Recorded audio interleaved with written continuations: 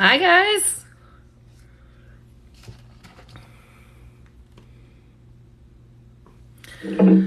All right. Let's go. Boom. Hi, hi, hi. I need everyone tapping the screen, tapping the screen, tap the screen, y'all. Tap it, tap it, tap it. All right. I am good. So tonight is Kelsey's Big Sexy's Sweet Tea.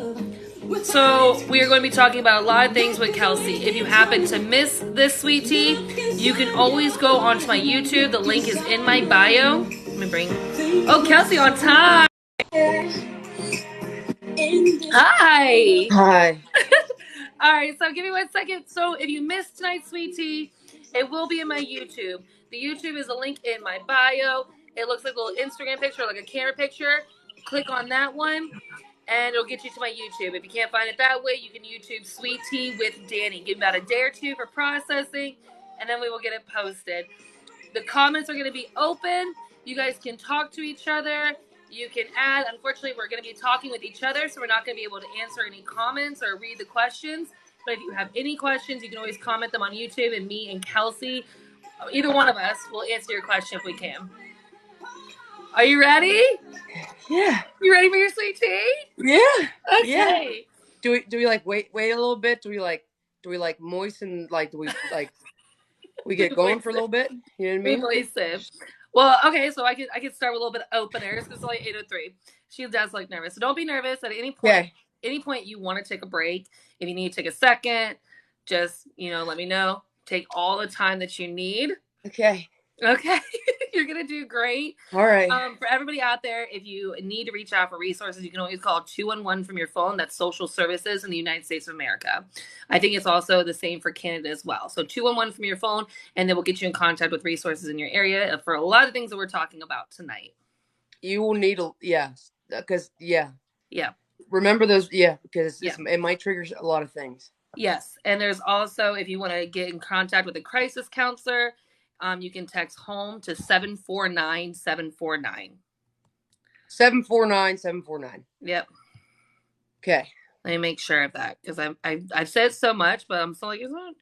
How were my lucky 741-741. Sorry, it's 741-741. Text home to 741-741. It'll get you in contact with a crisis counselor. It's free, so it'll help you out. How were my lucky SpongeBob T-shirt? I love it. I wore my Hey Arnold. All right. Okay. All So, right. do you want ladies first? Like, do I go ladies first or? All right. Well, Kelsey, just start it off. I want you to just start it off with about young Kelsey, little Kelsey. Okay. Okay. Little Kelsey. Okay, so little Kelsey was what you guys see now. Very fun loving, energetic. I was an only child. My mom only had me. This is all she could handle, you know. Um my mom was married to my biological father. He was not a very good man. Um Growing up, I really didn't see much. My mom sheltered me a lot as like a minor child, a very young child. Mm-hmm. Um, but he was a drunk and a womanizer and did a lot of things that men shouldn't do to their loved ones. And my mom struggled a lot. My mom was pretty much a single mom, working crazy jobs to be able to support ends meet. But when you look on the outside of my life and my childhood, it was ideal. It was something, a fun loving kid, a good kid. But behind, I know there's a lot of things going on with my mom's, personal life, but she never showed it to Mm-hmm. me. Um, Growing up, I was isolated from family due to individuals not being fully um, not fully learning. I should not being fully exposed to the world. They're very young minded adults Mm-hmm. and isolated me physically. One physically abused me, um, to which I wasn't allowed to be at family functions when she was there, and I was a child, like child, like Oh. 7 or 8. Oh. Um, big old slap to the face, because she still is to this day not very a good human being, and that's okay. Um, so young Kelsey was, I worked and did all the fun stuff, but so like this is the part where I get like I get serious. Okay. I got you. Okay. We're gonna. Um, so young Kelsey was very. If I cry, okay, I'm gonna cry. I know I'm gonna cry because I didn't tell anyone a lot of this stuff, but I feel a lot of people need to hear this, because you see what I am today. Yeah. So young Kelsey, like that fun-loving, fun self. I was a lifeguard. I had the body to go with the suit. I was very thin. Long hair, long Yeah. legs. As a lifeguard, yeah. But young Kelsey was very naive, and young Kelsey was very trusting and carefree, and young Kelsey. And I grew up in a small town, Hmm. where one stoplight town. And young Kelsey got in a car with a man, and this gentleman. Um, you see women and men kiss at a young age, and you think it's normal, because I was very, very sheltered, I guess. Yeah. My mom never allowed me to see anything that ever happened within her relationship, and anytime anyone would do anything to me within the family, my mom would always shelter me and keep me safe. Hmm. Um, so young Kelsey, at a young age, uh, learned what a touch of a man was, unwillingly, being forceful, I guess. Yeah. And in that situation, I was with friends, and I was going, and we're going to a party, typical small town, going to a fire in the Yeah. woods, and I got picked up. We are all getting picked up, and I got in the car with him, and he forced himself onto me at a young age, and because I said no, he pulled Hmm. out of his glove box and put it on his dashboard to place fear into me. Yeah. And that's exactly what he did, was place fear into me. And I was in 10th grade. Um, Wow. and I never told my family because the reason why I didn't tell anyone was, anytime I would tell my mom anything, she was protective. Yeah. And so I never told her because I was fearful I wouldn't be allowed to go hang out with my friends because I thought, that's what men do to women. Um, that turned into me telling my friends that night, and he got his karma. He got his small town karma, Yeah. and then that for me, although a smile was placed on my face every day, 9 to 5, no one would ever suspect that anything would ever happen to me as a child or young adult, Hmm. because I would smile and go about my day and go to work, and but that's when the that's when the self harm came in to play, and I didn't tell anyone that either. And and then you go through life, and you still live that Mary Poppins life on the outside, Yeah. and you smile like I do now, and I never let anyone know. And then my 11th grade year came, and same situation, because I was a virgin. I was obviously gay, and Yeah. I couldn't tell anyone that I was gay because I was from a small town where the gays got beat up. And if you were anything other than Caucasian, you you got you got beat. Yeah. So young Kelsey, 11th grade, went to another party, being trusting and loving, and wanting and seeing the best in everyone. Trusted within the wrong people, to where I was sexually assaulted again, by a friend of mine. And I was drinking, and I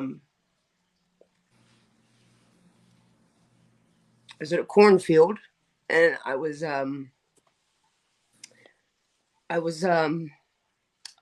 unconscious, Oh no. and I woke up to my friend trying to hold my mouth open while her boyfriend at the time was trying to place something in there. And he probably did because it was, you know, all that fun stuff. And that's when the self harm really started. Yeah. And because, you know, you want to trust everyone Yeah. and No. love everyone, you know. So I still never told anyone that. Um, my friends knew. Um, my mom doesn't know. I actually asked my mom to not be in this live tonight because she doesn't know any of what you guys will hear tonight. So that was my high school career. I was bullied throughout high school, immensely bullied within my family, um, and then so that's my childhood. So I stop here, right? I Yeah. stop here at this part you said about childhood. Yeah. So that's young Kelsey. So did you Yeah. ever? So you never told anybody. You just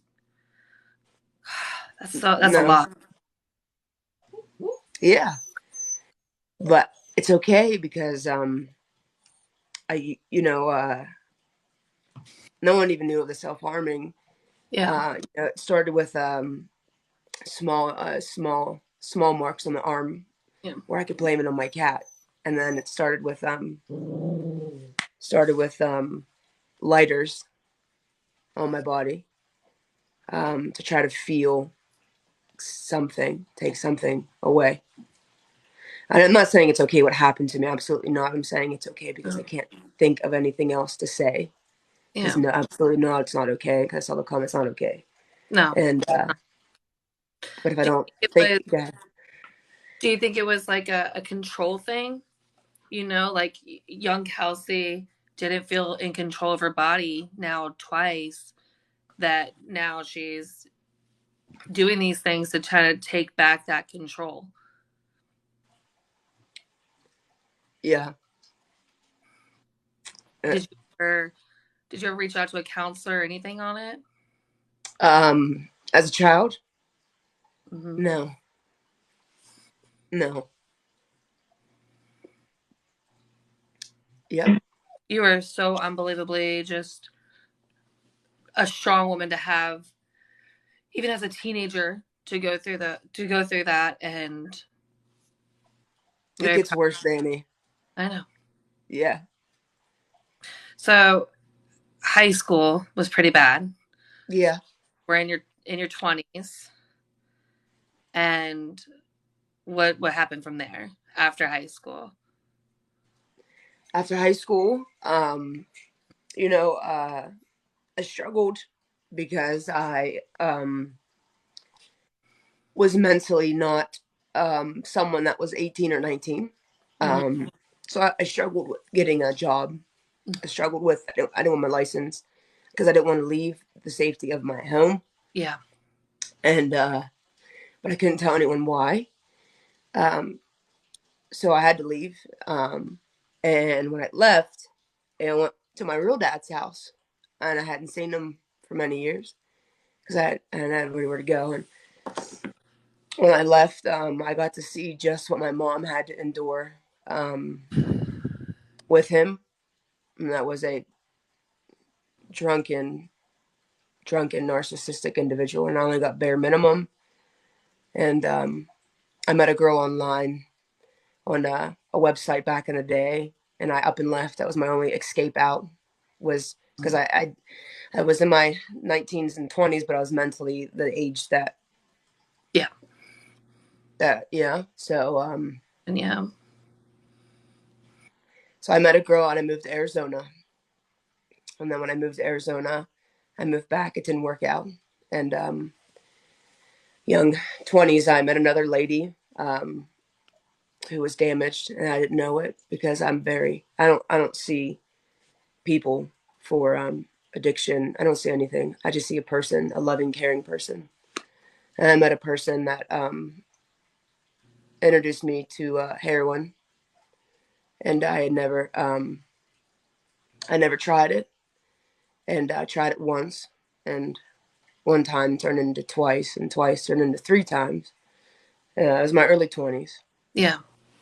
And early 20s, like 2021. Mm-hmm. And I became addicted at a young age from trying something one time, and I'd never tried anything ever. But that substance took every thought, every feeling, and any negative anything.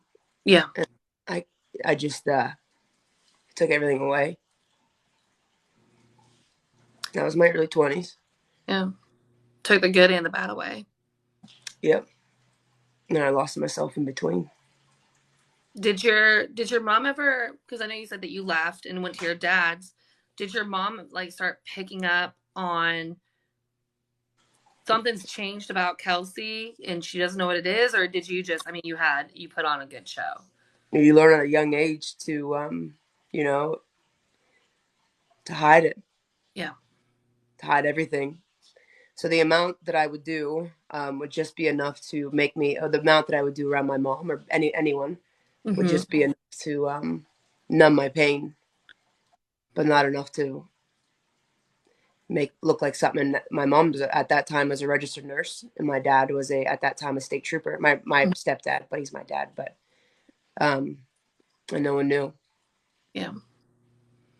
What about before? Because you were talking about you mentally changed in 10th grade and 11th grade. You mentally changed. You went from young Kelsey that was very naive and trusting, and did anybody pick up any clues, or they just think, hey, it's just a teenager being a teenager? A teenager being a teenager. Yeah. Because when I tell you, I put a smile on my face, no one would think anything. Yeah. Because do you ever have people in your family tell you someone was mean to you, and they would say, my nanny used to always say, "Don't tell your mom, honey. Tell your mom you're not allowed to come over here and see me anymore. If Mm. mom knows that this happened, you can't come over and see me anymore." So at a young age, that's what you get conditioned to think Yeah. that way. Don't say anything. I won't be able to see my family or my nana or my friends or go out. Right. Just yeah, it's a mask that I Yeah. played very well. Yeah. My So hands are sweating. you're in your 20s and now you are in active addiction. Um, how long? How long until kind of like the mask came off?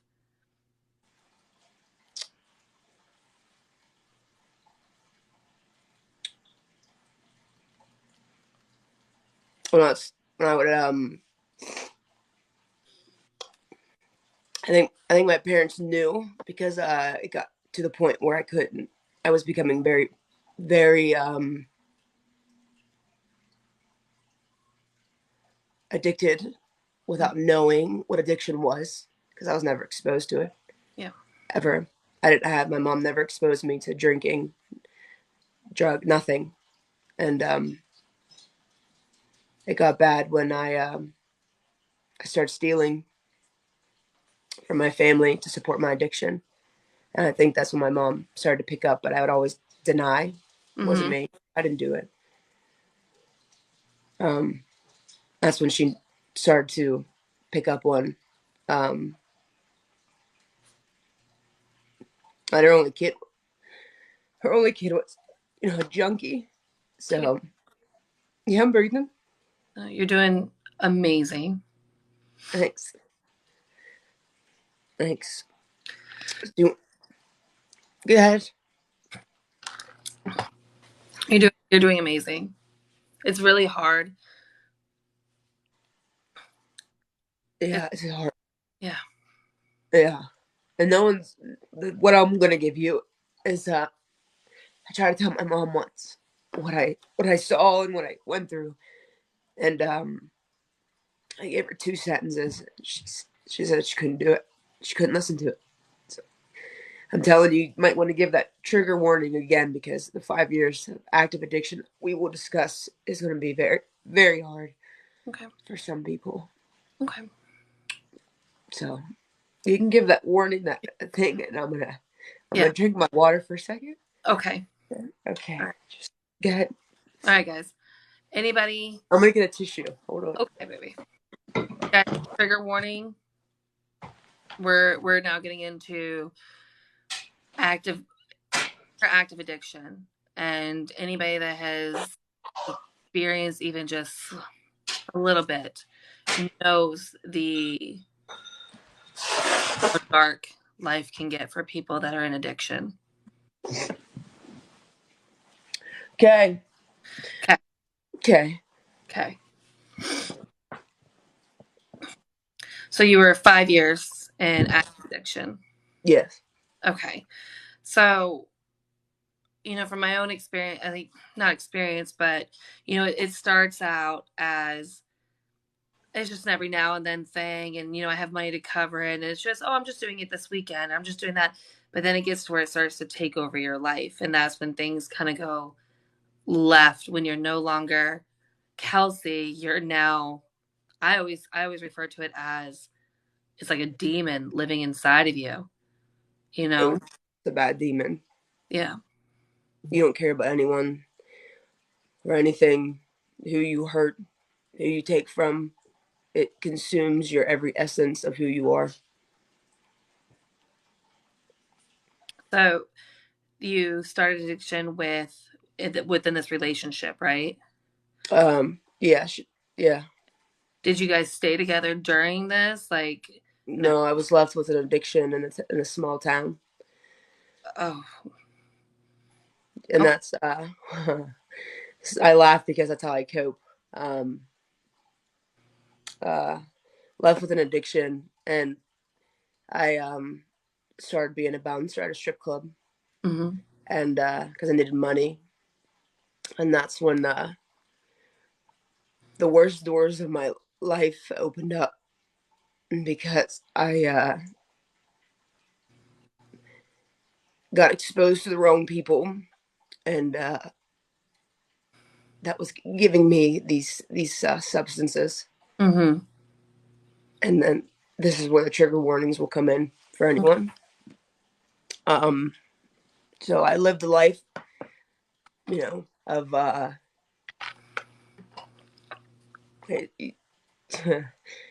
you do anything you possibly can to get your fix. So I used to live in abandoned houses with no water, electricity, and what you see on movies is the life that I lived for many years, and I've encountered a lot of my friends aren't here anymore because we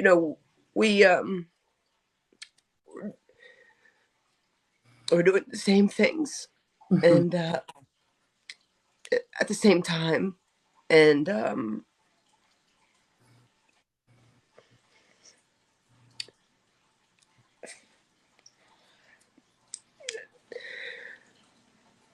I had to give one mouth to mouth, and she's not here. Yeah. Um, Another one died in my arms. Um, Another one, um,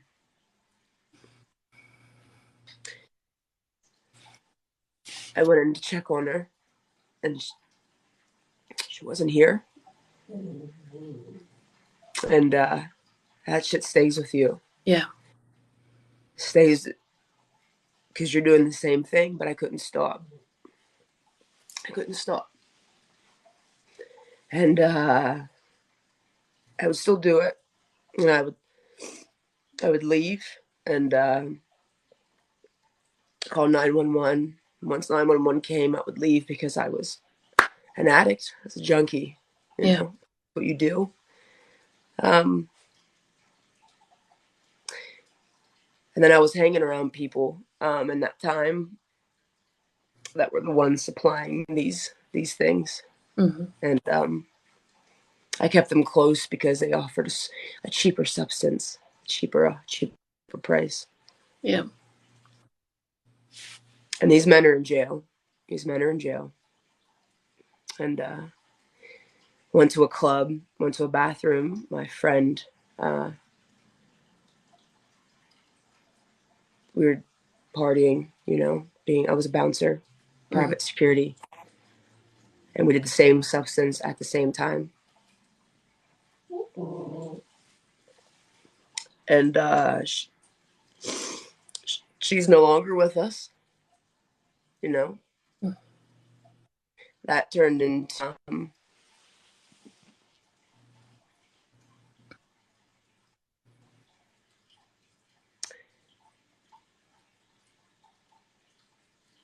getting, you know, the big R. Um, Mm-hmm. yeah, and I thought that I was pregnant, and I wasn't. To then getting drugged and raped again, and I still couldn't stop. You Yeah. know, mm-hmm. It takes over your whole. Mm-hmm.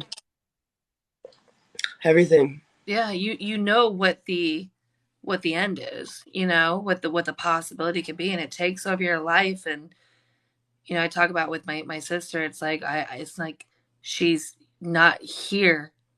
Her body's here, but she's not here. No, Yeah. she And won't be here until she gets clean. yeah. And mm, and you know, I want you to know that this is nothing to be ashamed of. I'm not ashamed. Okay. No, I'm not ashamed. Okay. Or It's nothing. talking about this in a pyramid setting, you know, a healthcare setting is different, and telling friends and family that want to hear the Mm, stories I tell, but no shame. okay. Yeah. Because Uh, I'm unbelievably proud of you. Like, just, I just hope by the things that I say in this live and share with you guys in this live, because I'm sure a lot of people are crying. I know people upstairs in this house are crying, yeah, and because when you look at me, you would never think anything happened to me right. ever. You think I led this picture perfect life, and that's not the case at all. There's much more behind individuals than what people think that they see in front of them. There's stories, Yeah. and there's a lot of stories. Honestly, Kelsey, just hearing what you've said so far is the first time that I've ever felt a little bit of hope that my sister could get clean one day. I hope so. I do too, but and I lost that hope a long time ago. But hearing what you have gone through, it just kind of gave it back a little bit. So it does help. Just don't ever forget us. You know, you can give up because you have to. A lot of us you have to. My Yeah. mom. That's the one thing my mom did for me is she never enabled me. When she knew, she would call the cops on me. She would send the sheriffs to my house, trying to do something to save her kid, but she would do it from a distance. Um, you don't understand. You know, I didn't understand what she went through because I was under the influence, but now it replays over and over again in my mind constantly like a fucking broken record. 5 years in my life, you know,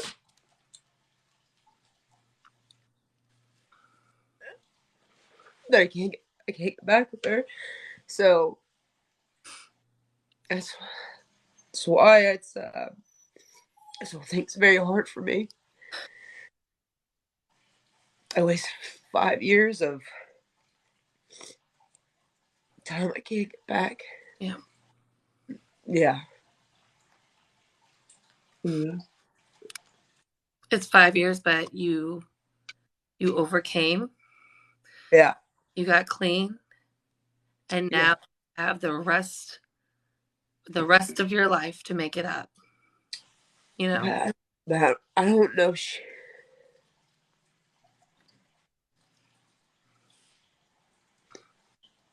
Time is not on my side, you know? So, time's not on my side.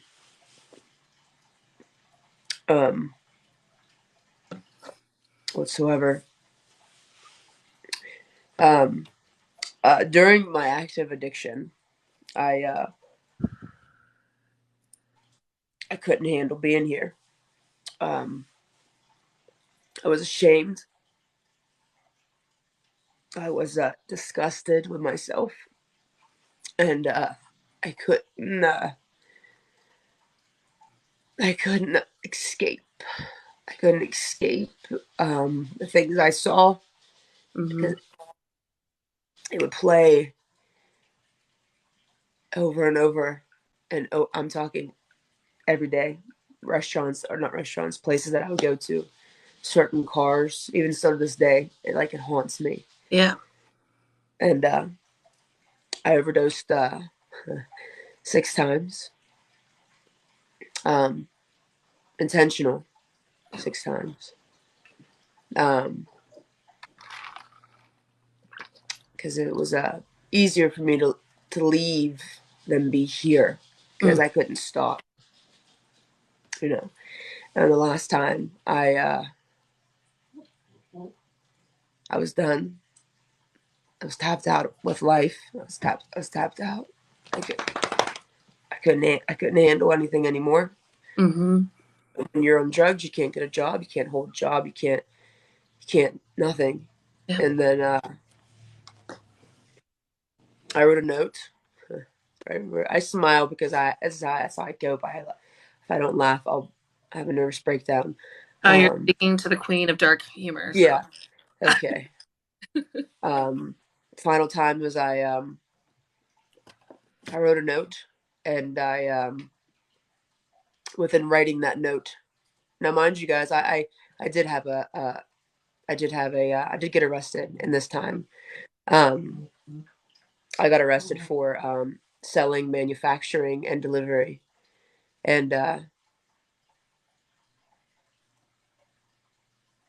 got in trouble. Um, but right before I got in trouble, I and I'll talk about that. Is Before I got in trouble, I wrote a note to my girlfriend at the time, and told her I couldn't be here, and I ingested. Excuse me, I ingested um, a lot of pharmaceuticals, and I got in my car on top of heroin, Mm-hmm. and I got in my car and I started hallucinating because my body was shutting down, Yeah. and I started hallucinating so bad that I was talking to myself, and was actually going to the trash can like a crazy person. Those videos that people see on TikTok of people doing funny dances and people pulling their phones out and Mm-hmm. recording them like it's funny that someone's child, because that was me Yeah. rummaging through the trash can because I was overdosing to the point where I was on the verge of not being here, and I got arrested that day, and when I got arrested, I don't remember any of it. The cops were called, and I pulled out a bottle of miscellaneous medicine and gave it to the police officer because I was not with it. And they called my dad because my dad obviously was a police officer, Mm-hmm. and he picked me up and he took me to the hospital to where they said if I wasn't my size that I wouldn't be here, and my size is what saved me because of the amount of stuff that I ingested, and I don't remember any of that. I remember waking up in a mental institution Mm-hmm. where I was in there for 5 days. Oh, wow. So you were detoxing. I woke up withdrawing with Yeah. yeah How long did yeah. so you said that your dad knew and your mom knew. How long into your addiction did they find out? Like, did they know, like,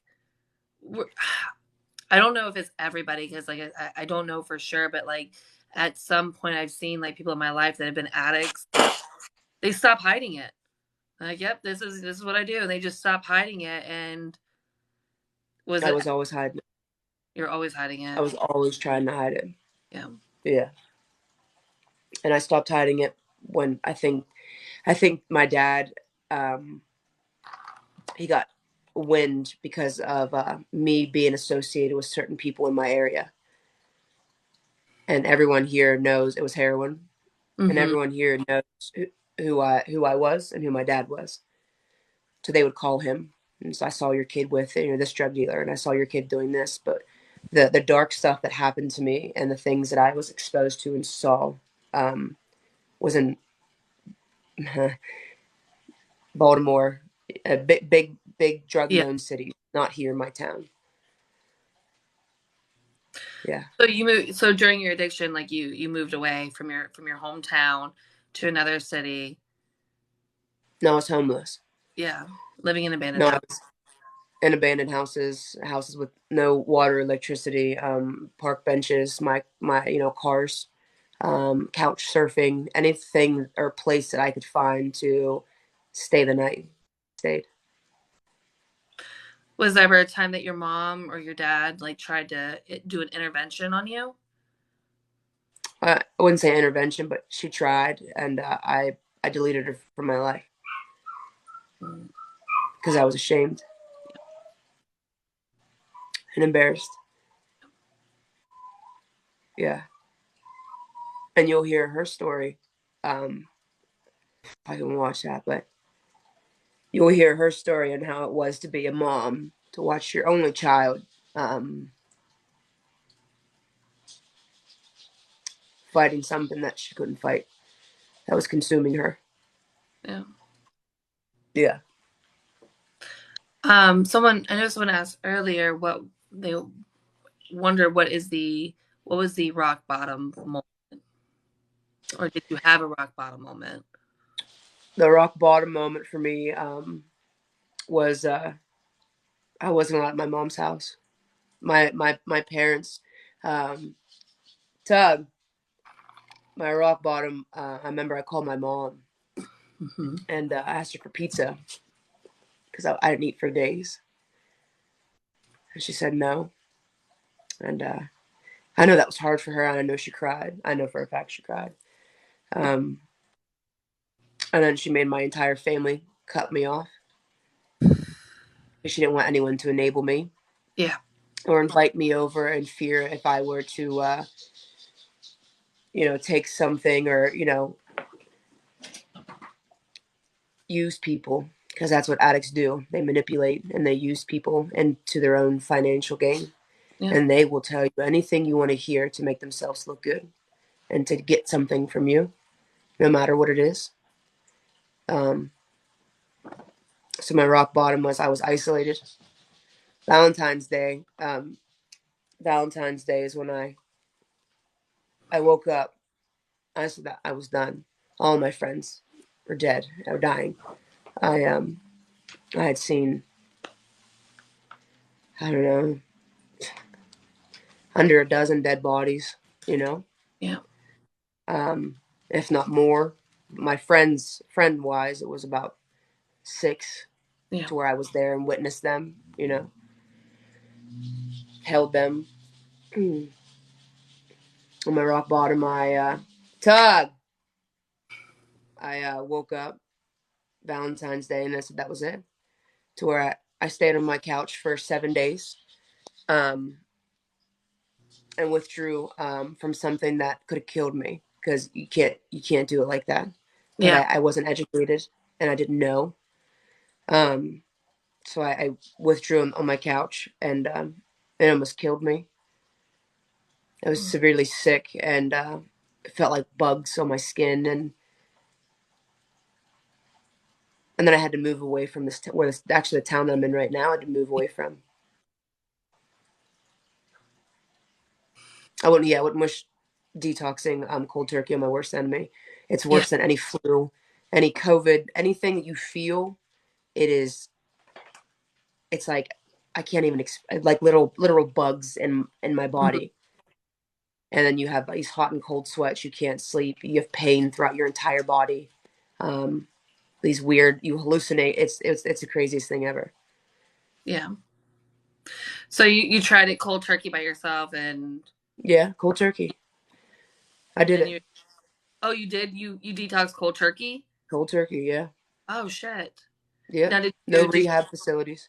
did you stay clean or Yeah. oh my god. Yeah. Yeah. So I struggled for a while. I substituted addictions. Because I Hmm. didn't understand it, and heroin is what I detox from. Yeah. So when I substituted from addictions, it was I would eat things, Hmm. and then I gained a lot of weight. It was 500 pounds. It's a real thing for it. Legit 500 pounds from eating. I struggled to keep a job. I thought I needed therapy. I thought I needed prescription medicine because I was having a chemical imbalance in my brain and not understanding why. And he's legit scratching the floor. And I remember I went over to my mom's house and I said, "Mom, I need a therapist." She's like, "Okay, Hmm. honey."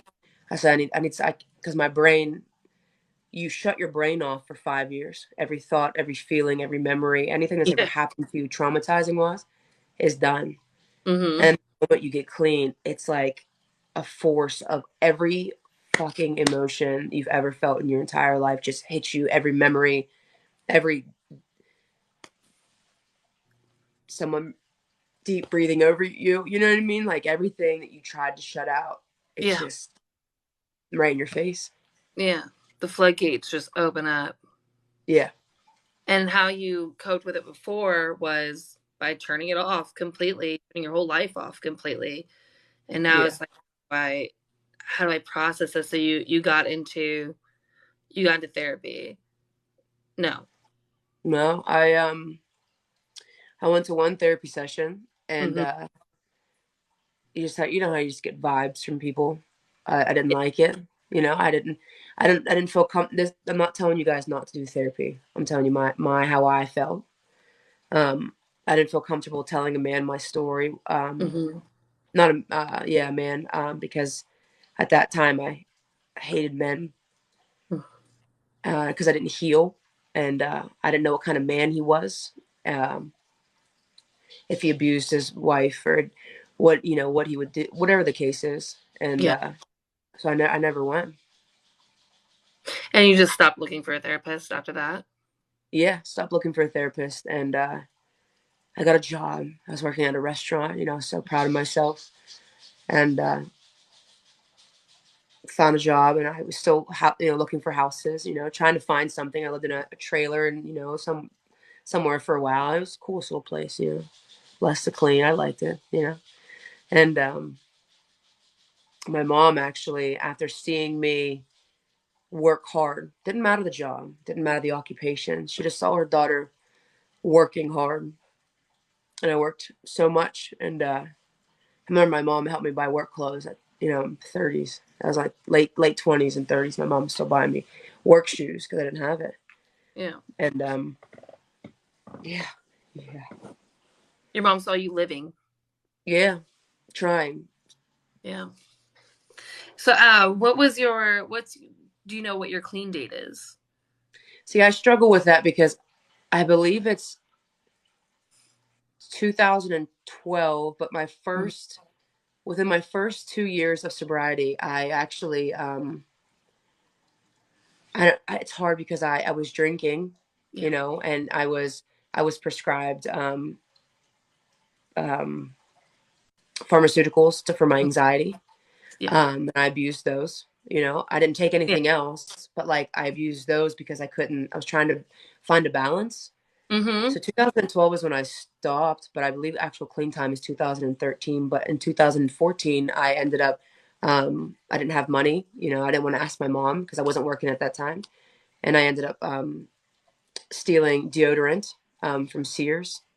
Mm. It was Usher deodorant. I thought I needed it because I didn't have any, but because I was still trying to find a balance, with So heroin, 2012, 2013. But like from everything, I'd say like 2014, 15-ish. That's From like, phenomenal. yeah. So you're like 11 years give or take from heroin, and then 9 years from everything else. Yeah, no, wait, so it Like, has to be 2013. 2013 then. Because I'll be 35, so 2013. yeah. So Yeah, this year will be 10 10 years. years. That's Yes. phenomenal. That's amazing. Hmm. Yeah, and in that time I did get in 2012, 2000 Hmm. or something like that. I get my dates confused, and I don't want to give the dates because if I'm wrong, because I feel like I'm wrong. Actually,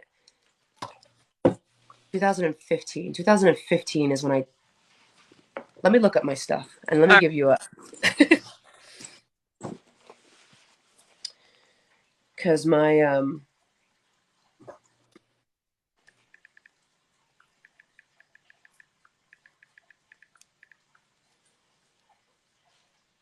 hold on. You can ask me a question while I'm doing this. Okay, I do have a very personal question. Yeah. So I know your mom cut you off, and it wasn't enabling you anymore. What was it like? Can you tell me about the first moment that you were let back in? Like how did you prove it to her, or how did that happen? Because I bet that was a Um, moment for you. we um we called it the flashlight test. My mom wouldn't really let me in her home, really wouldn't let me around. Mm-hmm. Um, and I joke, I can't find the days. I'd have to look. Um,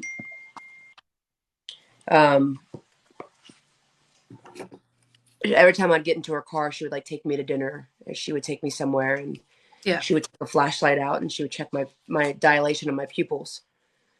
And I'd be like, "Mom, I'm not doing it. I'm not doing it," And she would, because for 5 years Yeah. she went through hell, and Yeah. she'll tell you her hell when she gets in, but um, and I made a promise to her. Um, so I continued to work, and for I swear to God, it felt like years, like an eternity. She would do the flashlight test to me, and because I had gotten in trouble Mm-hmm. in the law, I was already a year clean because it takes a year long investigation. Like I was Yeah. already moved out and away Mm-hmm. when the drug bust happened, and I was trying to. It was in the transition of the first like trying to get my life in order, Yeah. and I was at my nana's house, and I was trying to get a place over, back home, and my name came across TV, and Kelsey, drug bust, and I was like I'm doing so good, I escaped, I got out. Why? Why is this happening? You know, and I remember my mom, my mom made it this big ordeal, and she called my entire family and said I was going away. I was going away for years. And my parents came and picked me up, and my dad, being a police officer, I had to turn myself in. And I got out because it was my first time ever getting in trouble. I got probation. Um, I got probation. And, but that saved me. So I was on probation for 7 years. Mm-hmm. And being on probation for 7 years, you get drug tested. And that was the net for Mm-hmm. my family, was for me to be on probation. I think that was the first time my mom could actually breathe, Yeah. knowing that I was, safe. I went to jail. I went to jail Mm-hmm. for cost and fine, not for a long time. I can't handle jail. Talked about They, that.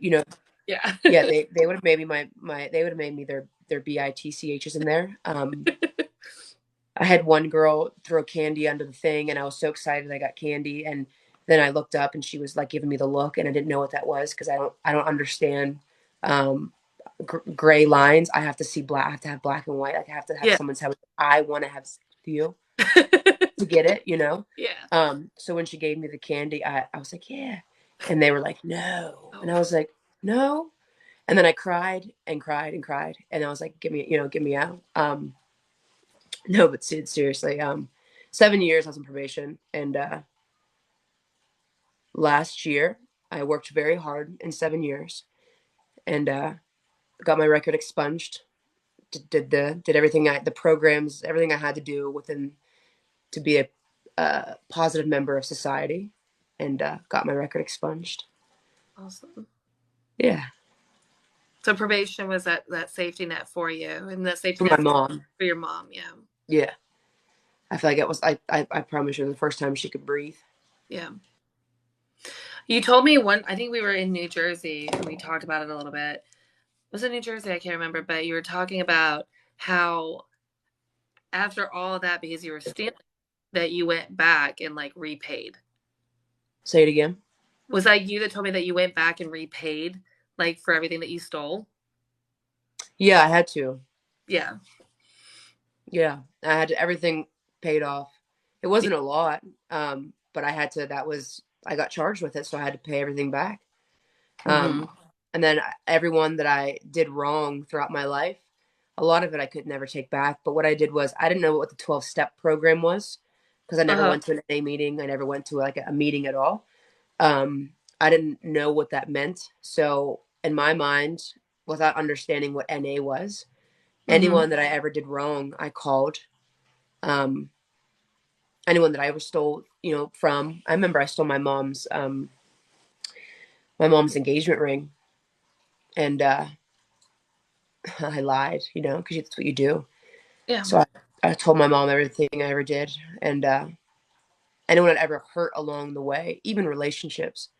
Because during that time, in my dark days, I was in a relationship that I wasn't the greatest to because I wasn't who I am, Mm-hmm. and that person, 100% guarantee, went through a lot of why wasn't I enough? What's wrong with me? And I know I made her feel that way. So whenever I got clean after she unblocked me, how women, she blocked me. But when I was doing better in life, she unblocked me for everything. And the moment that she unblocked me, at that time I was already getting my karma. My last relationship, Mm. she was using drugs, uh, and I was trying to do better, but I had no idea she was using, Yeah. and I got every ounce of karma back from the relationship when I was under the influence. So as soon as she unblocked me, I messaged her, I was like, "Hey, listen, I'm getting my karma," and then I sent her paragraphs like, "This is what I did, and I'm so sorry that I ever caused you to feel unloved or insecure or that you were always enough." Those type of things to reassure her because I was in a better headspace to tell her those things. Mm-hmm. So Yeah, definitely accountability. yeah, And yeah, have you had anybody from your past reach out to you? all the time. No. Yeah, no matter where I go, I see someone, and this is why I stand firm in the things that I say because I don't care if I've known you for 20 years. If you're under the influence, I cannot associate. Yeah. If you are bringing in illegal things or having someone bring illegal things into wherever I'm at, I will cut you off like it's nothing Yeah. because my sobriety means more to me than anything. Right. Your life means more. Yeah, Yeah. yeah. Sorry. I was looking at the comments too. No, it's all right. Ooh, have you, because I know we talked about something pretty heavy in the beginning. Have you looked into any counseling or gotten any counseling for that? No, so what I did was, now the things that I just told you, the person sitting upstairs, uh, just found out minute amount of information today. And like I said, my mom doesn't, no one knew. But the reason that I speak the way that I do and the reason why I say the things that I do and how I carry myself is, listen, I swear to God, I'm living proof, Yeah. addiction and overcoming. And I choose my healing. I can't sit and speak with someone and tell someone because listen, everyone, therapists, doctors, everyone, they've all gone through something. Mm. Um, and I can't like let someone just tell me, well, this is what you should do with Right. your healing. What if they abuse someone and they're sitting there telling me what to do? So I learned,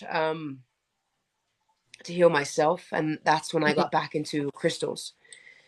Uh, my business, I've been doing this business for 6 years. Mhm. A store location, March will be 3 years, and that's what saved me. That's what brought me back, was helping my community. And my dad always says, be a positive member of society, never the problem, you know. Um, so that's why I carry myself the way that I do, because uh, every one of us, everyone walking has stories. Yeah. Uh, and everyone has gone through things and seen things, and my story is no different than anyone else's. My story is not any worse than anyone else's. We all have PTSD from things that happen to us, but um, how I heal is I heal others. Mm-hmm. It allows me to that's what I'm here, and I feel like, I know I shouldn't say this, but I feel like everything that's happened to me in my life, um, I don't know, I feel like God just knew that I was strong enough to handle it Yeah. and to heal from it, and to take what I've learned throughout my life and save anyone from SA to addiction to narcissist, anything under the sun, you know. So that's my therapy. You're like an empath. Yeah, Yeah. severe. And that's why, like, a lot of things, like, I'm Felt like, sorry. I'm oh, sorry. I'm so Go ahead. No, I'm sorry. sorry. I was saying, like, the first moment I met you in person, it wasn't like, I don't know, on my side, it wasn't awkward for me because it was like, oh, I've known you my whole life. You know what I mean? Yeah, Like that's like the type of vibe you give off. I mean, I'm already very like, I'm a lot, and I know that. Like, there's no strangers in this world, just people I haven't talked to yet. But with yeah, you, it was I don't know, it was just like you have that energy about you that like you're just everyone's buddy. yeah. And I want to be everyone's friend. Yeah. And I don't ever look at someone like, oh, you were on drugs. Shame on you. Oh, you went to jail. Wow, I'm gonna turn my nose up to you. I would never. And me now, I'm a very successful business owner Mm-hmm. in my town, and everyone here in my area, and this is the same area that I was the problem at, and this area that I was in the newspaper for a drug bust is the same area where I'm helping people and healing people, and people come from all over the United States to visit my store. Um, to where now I'm working with schools and going into the same pyramid that I was almost sent to is where I'm going and speaking to people, to giving them hope and understanding of what life is if you allow it to just have Yeah. positive. But that's why I can never, and I have an issue of people not liking me too, and that stems from childhood. And I know it does, you know. But that's why I carry myself the way that I do, and I act a certain way because I can't handle chaos. Chaos for me is darkness, and Yeah. darkness for me places me in a situation to where I can't get out of bed for 2 weeks, and I refuse to allow anyone, no Mm. matter how who the person is, I don't care, family or not, to ever bring darkness back into my world, because darkness is chaos. Yeah. People feed off of chaos. And chaos, I promise you, will eat you alive, whether you understand it or not. So, do I still have cravings? No. In the beginning, I used to have dreams of dancing heroin bags with arms and legs. Oh wow. Swear to you, like legit mouth. And I know it's like you're like, okay, wait, what? Swear to you, like legit, like doing one of these dances. Like the old timey movie, you know what I mean? Yeah, Like popcorn dancing and stuff. yeah, that was my dreams. And then I mean, there for a while too. I would, in the beginning, when all the feelings were rushed in, the first couple Mm-hmm. years, my bio dad is a POS. My bio dad is a reason why my mom's going through what she's going through, because he couldn't keep his dick in his pants. So, um, anyway, sorry about that. You're That was my, you're good. like, one of those moments. Oh, I got my inches in, girl, so don't. Anyways, How did you because I know in the beginning stages of recovery, it's like it's hard in the beginning stages of recovery. How did you deal with the triggers, the craving, I guess you could say? that's a good question. So I eliminated person, place, and thing. Mm-hmm. So in my recovery, I eliminated people that triggered me. Mm-hmm. I didn't care who it was. I eliminated places that triggered me, and things, items. I couldn't eat anything with vitamin B12 in it for a long time Mm. because that's what is typically cut with that drug. Um, I couldn't I couldn't drink certain drinks, and I wasn't able to go into a strip club for quite a long time. Yeah. Um, yeah, and every so often now, like something will remind me of it. But my sobriety has come so far that I just I have a lot to offer to ever Yeah. go back. So Yeah. You built a whole life. yeah, Yeah. You built a whole life from, God, it's like the phoenix thing, from the ashes. That's truly, I mean, from the bottom and worked your way all the way back up. And that's so phenomenal and something to be so proud of. And I'm proud. I'm proud to be your friend. thanks, buddy. I was saying on here when I was talking about doing these sweet teas, you were one of the first people I messaged because I was like, dude, because just you are a inspirational person all around. Yeah, I don't like being in chaos at Yeah. all. And unfortunately, at that time, there was a lot of unnecessary chaos on this app that consumed a lot of people, and I was scared. Yeah. I don't ever want to be a target, because I can't handle it. I'm too soft, and I'm too understanding of everyone's situation to Feel everything. be. Yeah. Yeah. So, and I said no, Yeah. no, and you asked me again, and I said no, I can't.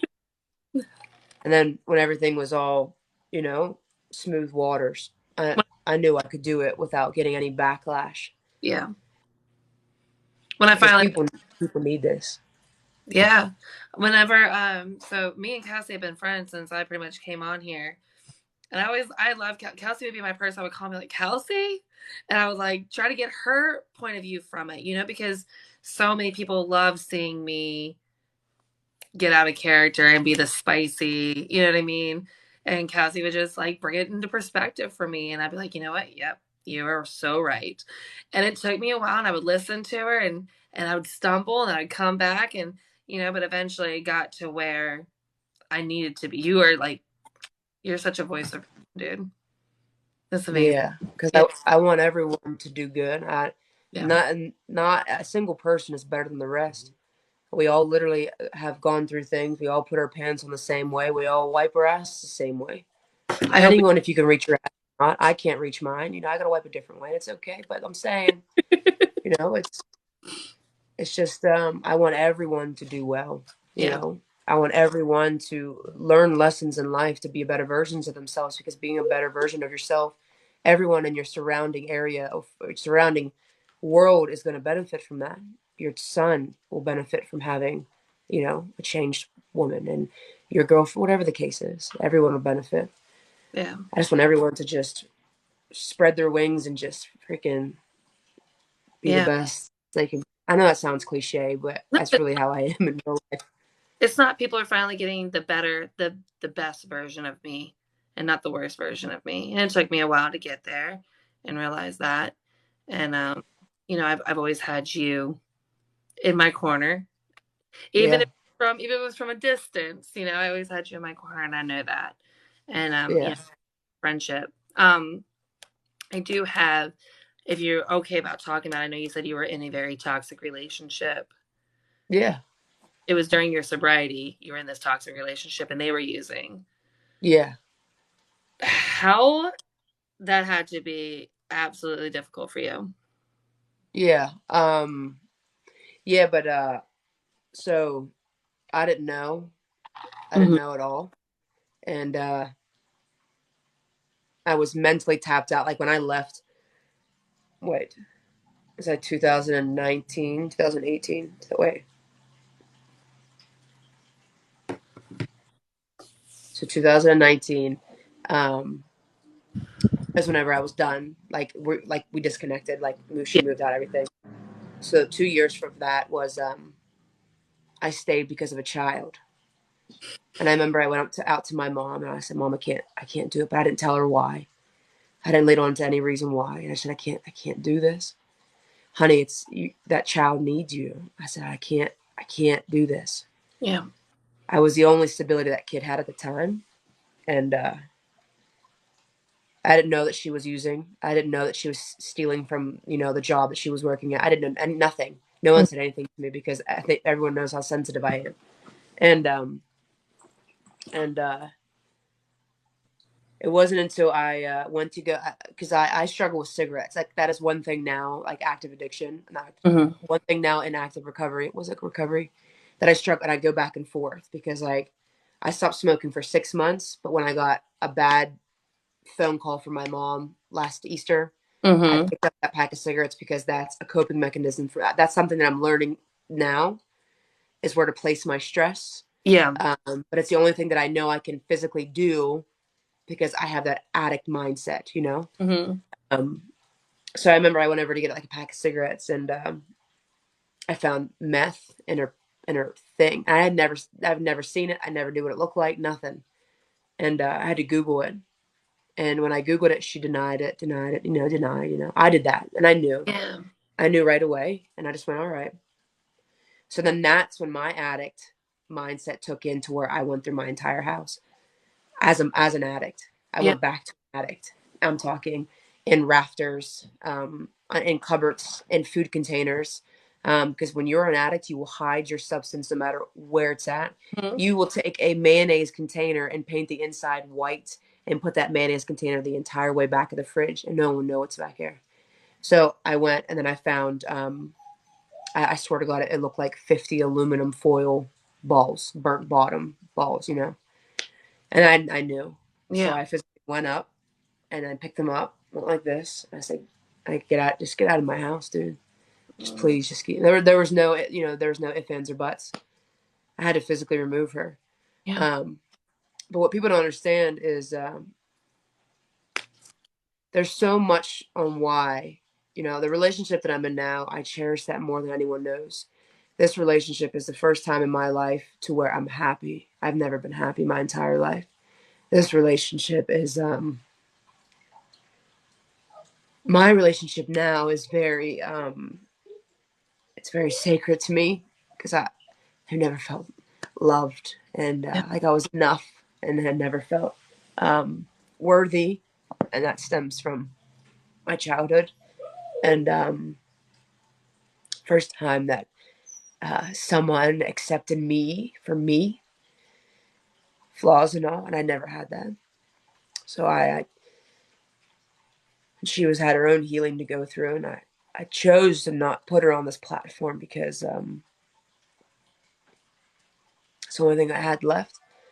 Yeah. I was already exposing everything of me, and I didn't want her on here.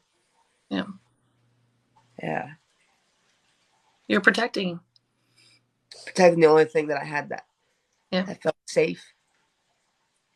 I haven't been on here that long, and I know until you're sure about something, you keep it, keep it to yourself. Try to keep it private until you're sure about it. Yeah, Yeah. I love you. I love you. I'm so proud of you.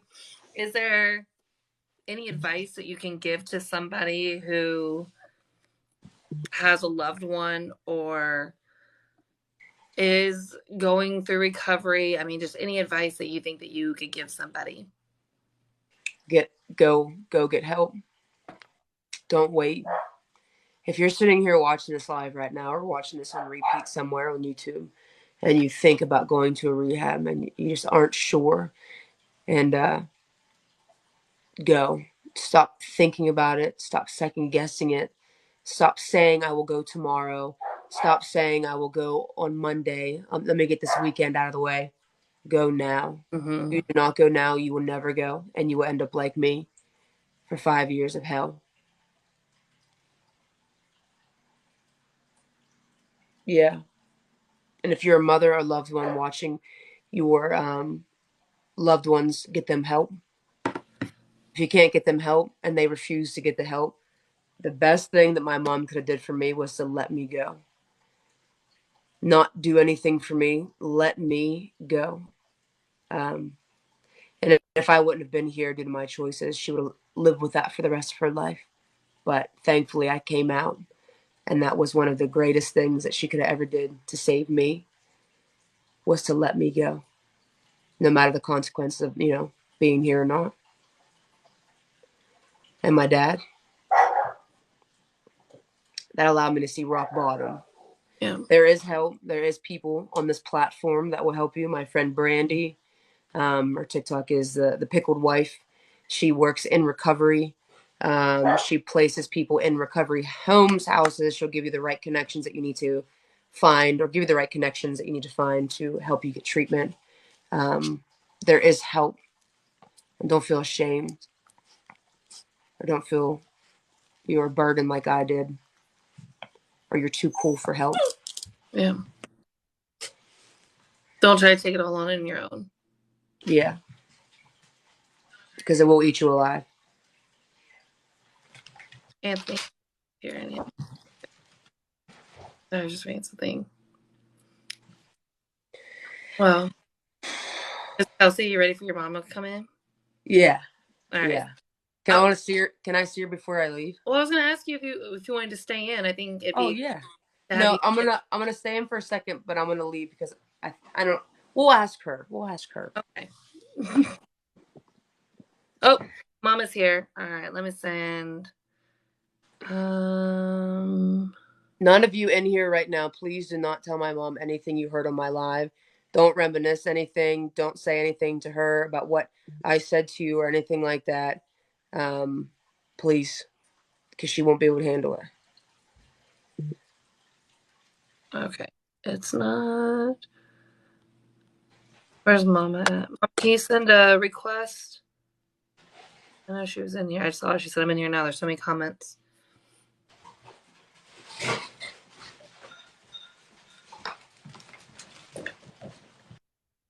There we go.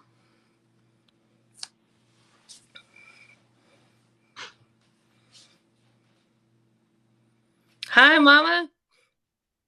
Hi. How are you? You look beautiful. Oh, well, gee, thank you. I appreciate that. Don't hit on my mom, okay? So do you, my love. Don't You tell her. always do. You thought Chris was bad? You're pretty hot too, girl. Do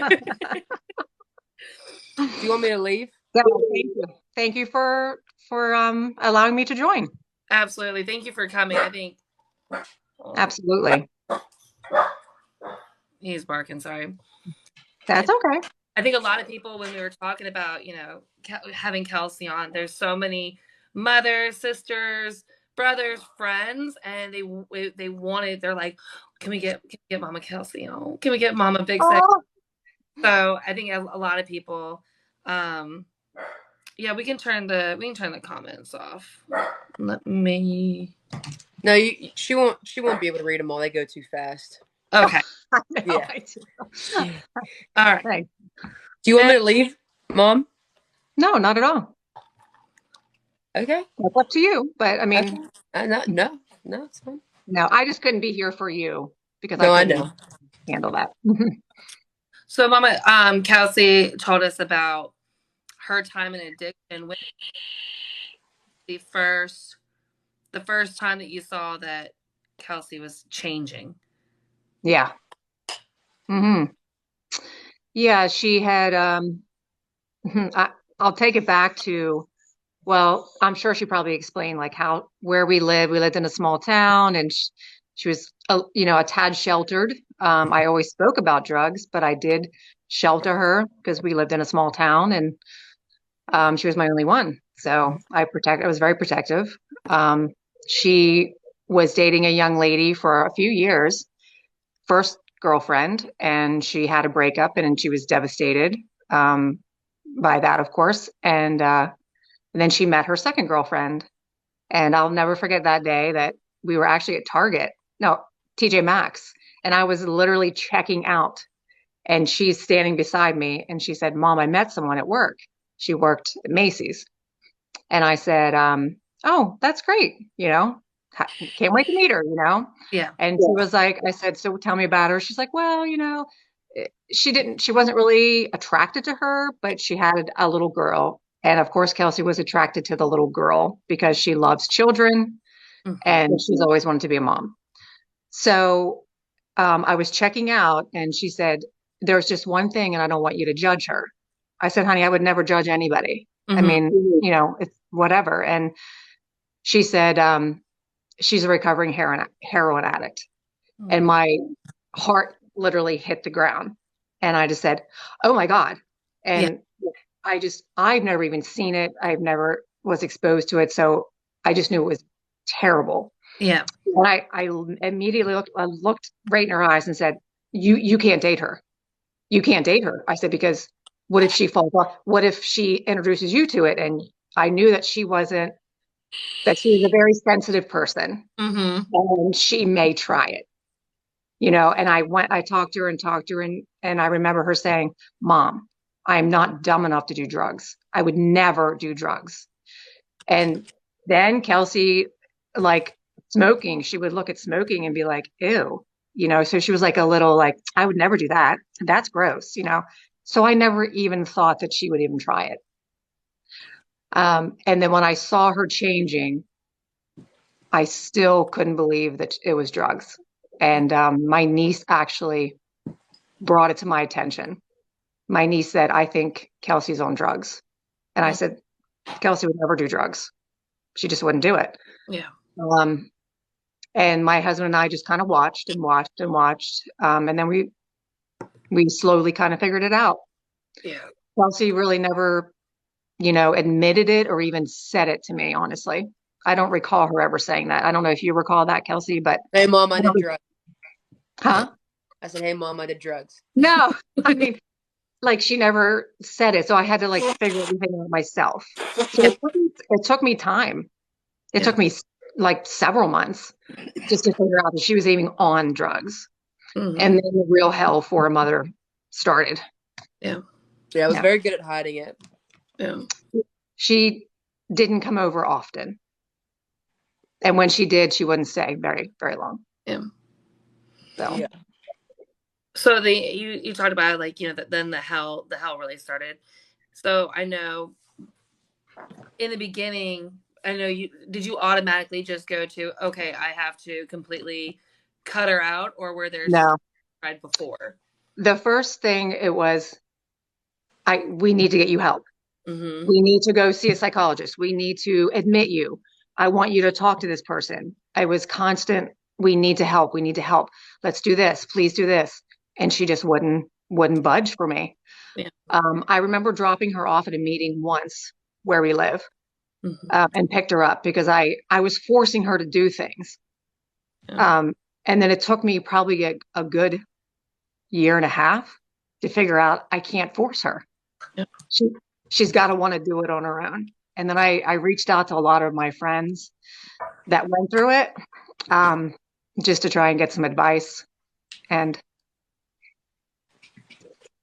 it's okay. Knock that shit off. Come on. Sorry. No, take all. I'm just kidding. I was just kidding. It's okay to cry. I cried.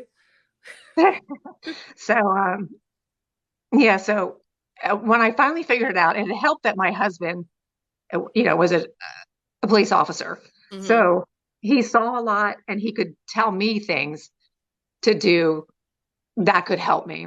Mm-hmm. So we spent probably 3 years finding out where she lived. He would take me there at night and just sit there for a couple hours until I had a sighting of her. Just so I knew that she was alive. Yeah.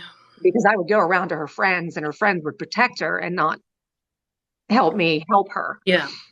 But it took me a long time to get to the point where I knew what I had to do. It was just trying to do it, trying to say, you know, I can't help you. You have to help yourself. And when you start to help yourself, then I'm going to jump in and freaking save you. Yeah. You know what I mean? So I just watched and begged, and I prayed so much. And there was that one time that her then girlfriend called us. It was like 11:30 at night. And she told us that she found a letter with Kelsey saying that she was going to leave this world. And so my husband got up right away. I was a mess. I couldn't even get out. I was just collapsing. And my husband got up and he went immediately out looking for her. Like he was out. And it wasn't probably a half hour. And he knows a lot of people in town, of course. And he saw a police car ride by and he caught a glimpse of it. And he said he saw what it looked like, a man actually, because Kelsey's hair, she had a lot of hair back then. It was like really long and it was just everywhere, I guess. And Dave said, my God, I think that's my kid.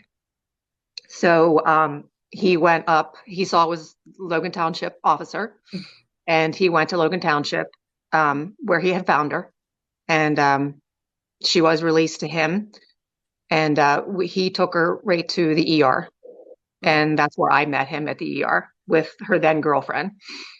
And we had to sign papers to keep her there. Yeah. Which we didn't want to do, but I couldn't have her, try anything like that again. So she was in there and she struggled because I would call her and it was terrible. I knew it was terrible for her because she was placing the blame on me. That was the first time I withdrawed in my life, and that's why I was angry, taking it out. Yeah, she was very, very angry, very angry. But I knew what I had to do. I let her. She was there for I think it was 5 days, and then she came back and she stayed with me. It was maybe a day or two, and then she was back with her then girlfriend. But that is a girlfriend that she had prior to this last one that she had before she got married. And she was enabling her. So it made everything worse. Yeah. And then she went right back. I think maybe she was off for a while. I'm not sure, but she went right back on drugs. And I knew then that I had to just cut her out of my life. Yeah. Until she agreed to get help. I mean, she had called me. I remember one time asking me for food. She asked me for food before I went to work. And I told her no. And it was so hard. Dave just looked at me like, what are you going to say? And I said, no, I'm not doing that. And she's like, what? You're not doing that? I said, no. And that was the first time I said no. Yeah. When it comes to something like that. And then that was it. I stuck to my guns as hard as it was. Had to cry to a lot of people. But I stuck to my guns and I didn't enable her at all. My husband would watch the warrant list. Mm-hmm. And then he was, I forget which, I think it was a state trooper then. So, and that's difficult in itself. You know what I mean? So he actually would get the warrant list too.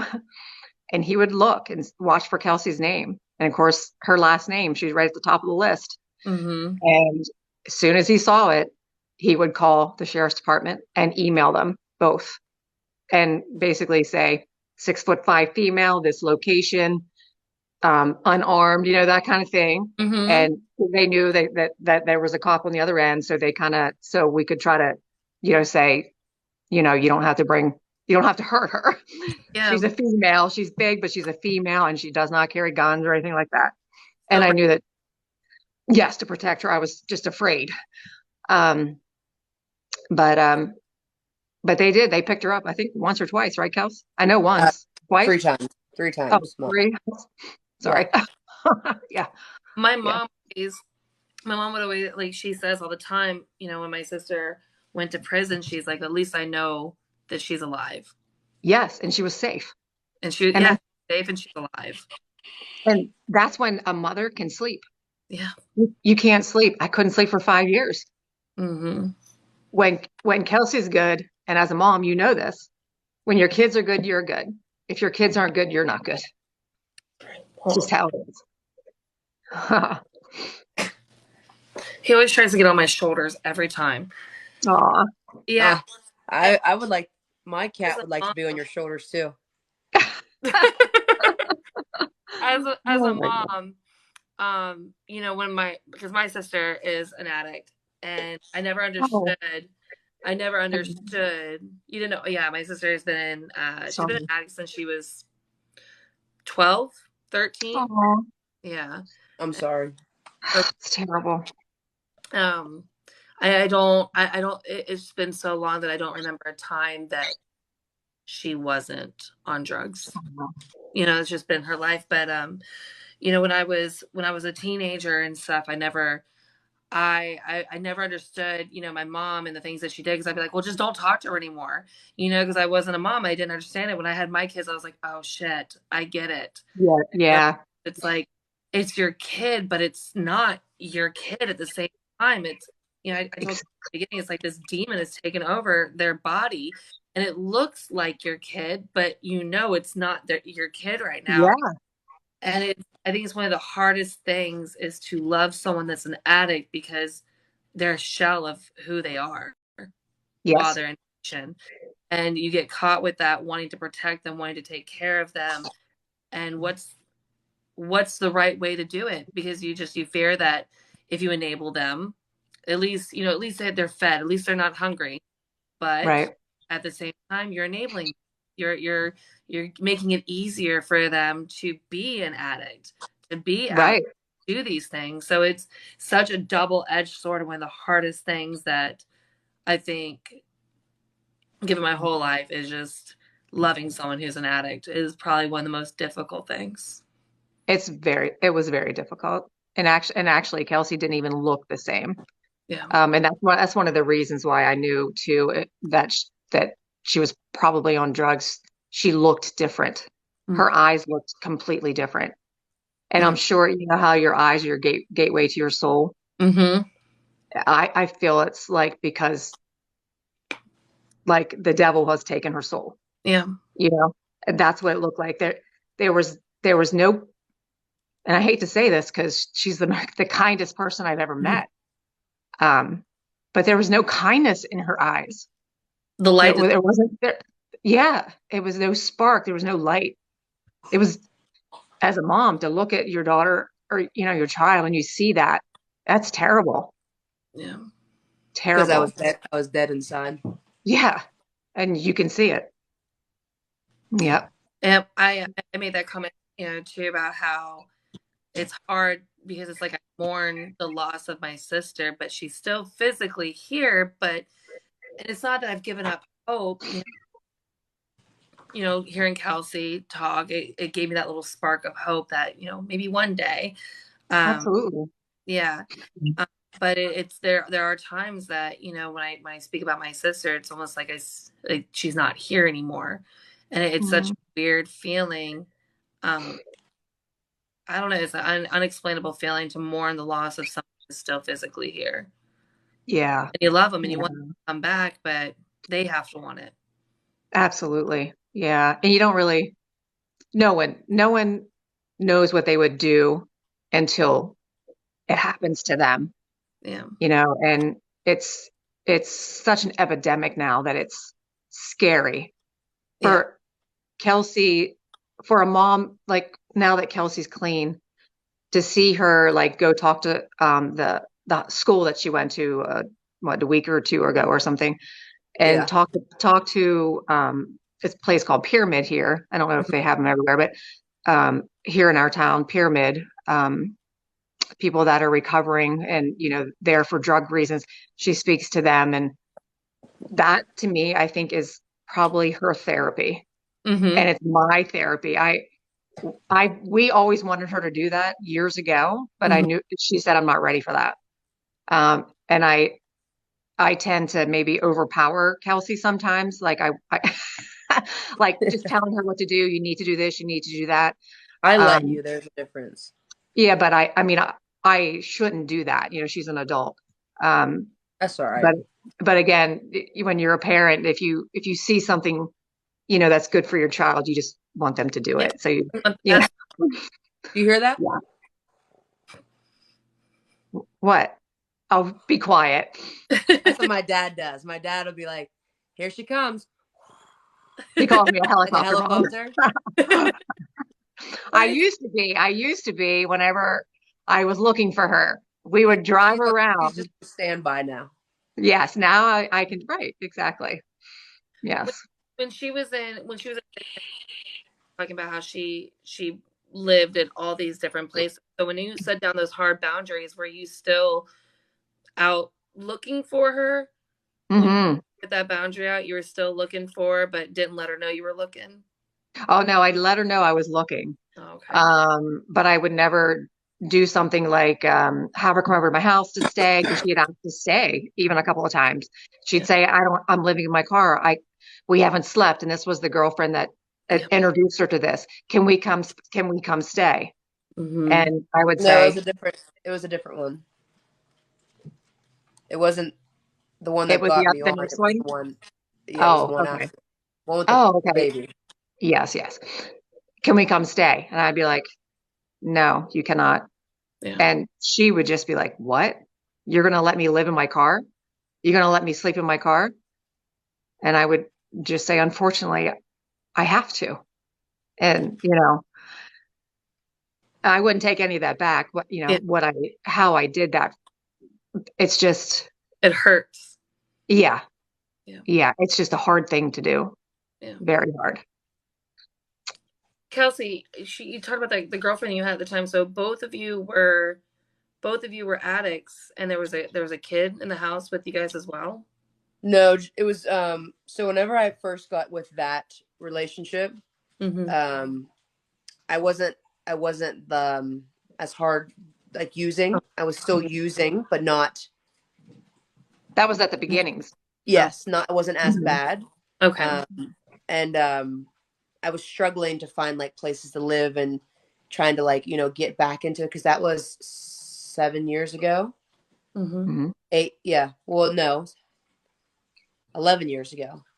So that first year of me being with this person that I got with because she was like-minded, she was Mm-hmm. at my level. So even though I was trying to like find a balance of getting clean and like Mm-hmm. still using drugs at that time, the first year of us being together is because her family was in addiction, and she could relate to me. She wasn't my cup of tea, but she could relate to me like within Yeah. that lifestyle. So the first year of us being together, I was still in and out of it. I wasn't clean yet, and then after that is when we were still together, finding a place, and weren't stable, didn't really have a place, but I got clean within that relationship, even though she was doing whatever it is that she was doing behind the scenes. Yeah. Yeah. Damn. That was hard to get clean with someone that was still doing shady behavior and acting a Yeah. certain way. But I knew in my soul if I didn't get clean, I was going to die. But she's the one that had a kid, or was the relationship before that had a kid? They all did, I honey. like kids. Every All of one my of them. relationships have kids. Every single one of her relationships had children, I except love for her kids. first one, or except for the first one she Yeah. met online. Were Yeah. kids ever taken from the home? No. Mm-mm. I Nope. tried to take them. I tried, Yeah. Yeah. but I Now think that's you try to get the kids out of the home, so you tried getting the kids out of the home. Did you try like she had a warrant, so you were saying, oh, she's 6'5", she's safe, but did you ever, if she did have a warrant, did you ever be like, hey, she's here to get her off, to get her off the streets? Or like, what did you ever try to get, I guess, authorities involved in helping you get her clean? well, the authorities can't do anything. I mean, are you talking about like police wise? Yeah, like if she had a warrant, would you try to like get them to go pick her up? Oh Or yeah, we had her arrested All the 2 times. time. Yeah. All the Oh time. yeah. Oh yeah. Absolutely. Yep. But to clear something up, I was very good at hiding it from a hmm. police officer and an RN, and I never exposed any children to it Oh because I yeah. was very good at like Yeah. keeping it under the radar to where no one knew what I was doing, where I was doing it, when I was doing it, because I was, ashamed of that. I just wanted to like clear that up there. Yeah. Well, she was the type of person that never even smoked cigarettes in front of me. So she was, I don't know. She still doesn't. I still don't. I know. I'm glad. So the kids situation was way before the houses. I call it the abandoned home, right? Me being in an abandoned home, the person that I was by myself, like just Yeah. in and out of relationships. Yeah. Yeah.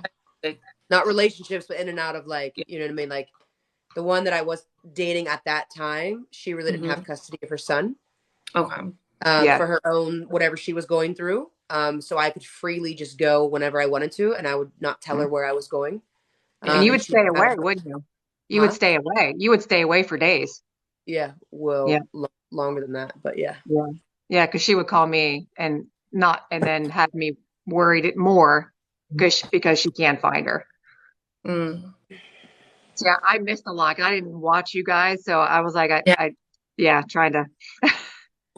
So when Kelsey finally got clean, we were talking about it. She said that you finally had that moment to breathe, but you guys did the flashlight test on each other. Like you did the flashlight test. Every time I picked her up. Every time I'd pick her. Well, how she got her first house, the house she's in now. I'll never forget this. She doesn't like, we weren't friends on Facebook. Literally it was done. And I think I even had her blocked for a while, like probably a year. Yeah. Because I didn't want to see her. Yeah. Because then I would just break back down, and I remember exactly what I was doing, everything, what I was wearing, where I was sitting, and I picked up my computer, and I was one of those, where I was just crying, and I put on Facebook, and I got Kelsey, and I hit unblock, and I hit unblock, and then I hit friend request. Literally, I didn't even have my finger back down, and she accepted it. And I broke down. I was like, okay, I'm gonna message her, because it had been years. Yeah. And I messaged her, how are you? And she's like, Mom, I'm doing really good. I'm clean right now. I'm living. It was a little trailer that didn't even have. It had a toilet, but it didn't have something. It was like, a sink. A refrigerator. No refrigerator, no cabinets, no nothing. Oh, wow. But she had that roof over her head. So I was like, can I come see you? And she was like, yeah, I'd like that. So I went to see her. I saw the place. It was clean, but yeah, I just looked around, and I went back home, and I just cried. I said, she looks good. And I said, but she's living here, and I can't, I would just, I don't know, pitch a tent somewhere and live in squalor because I felt guilty that I was living in a house. You know what I mean? Yeah. So I said, we gotta find a place and get a rental. And my husband was like, okay, honey, well, maybe we can do that, because we didn't, it's not like we were rich or anything. And I'm like, well, we'll just take our savings and we'll just do it, Yeah. And we live in an area where housing's very cheap.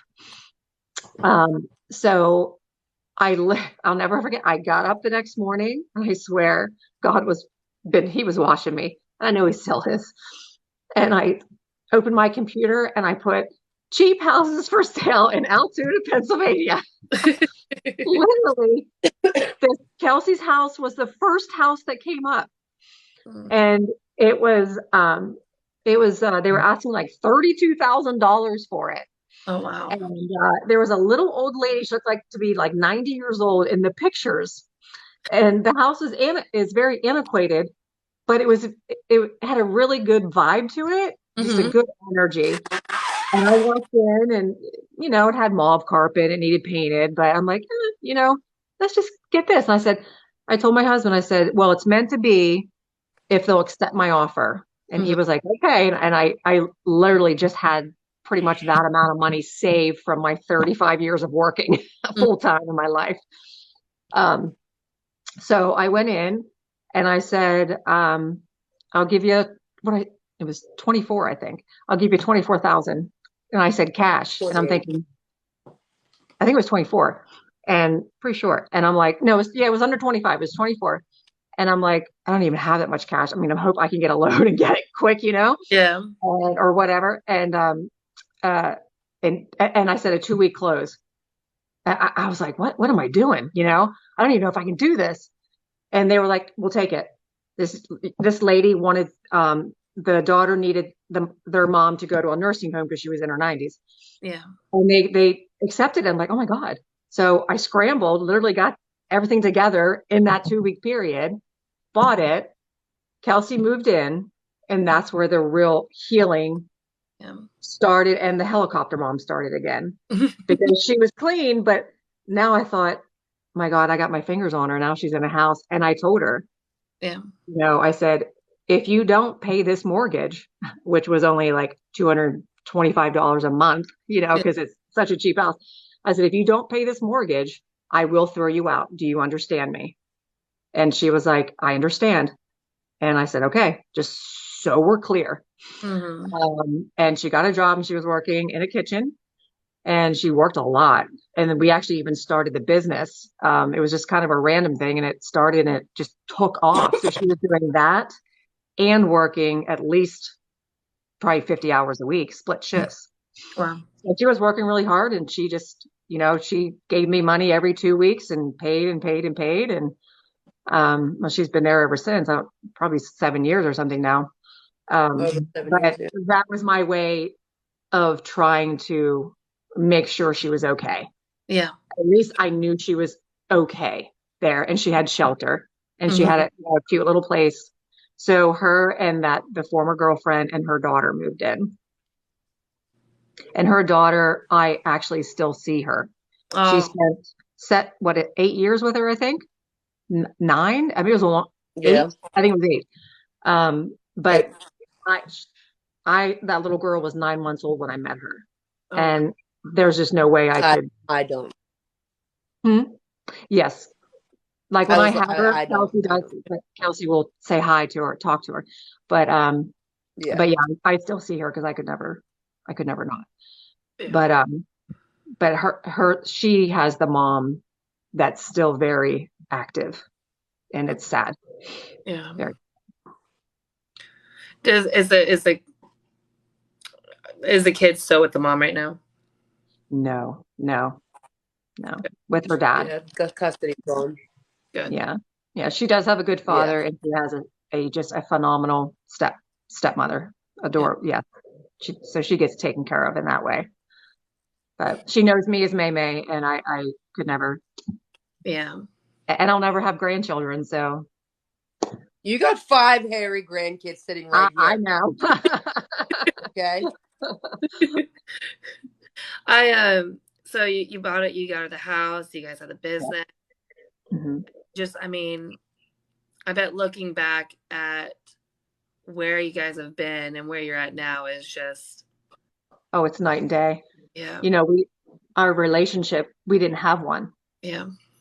I lost my only child. Yeah. It was sucky, and that's why we're so close today. Yeah. Because I would never, I can't even go on vacation for more than 2 or 3 days. Thank God for technology where I can see her, but it's just very difficult for me because I never want to leave her. Yeah. Oh, it's you. You blame it on me. Yeah, I do because I don't want to admit it.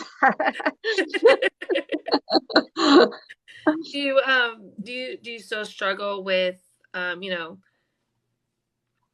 with that? Like it's like a PTSD. I mean, you went through something very, very difficult, something Yeah. very traumatic. Do you still struggle with any like PTSD stuff from it?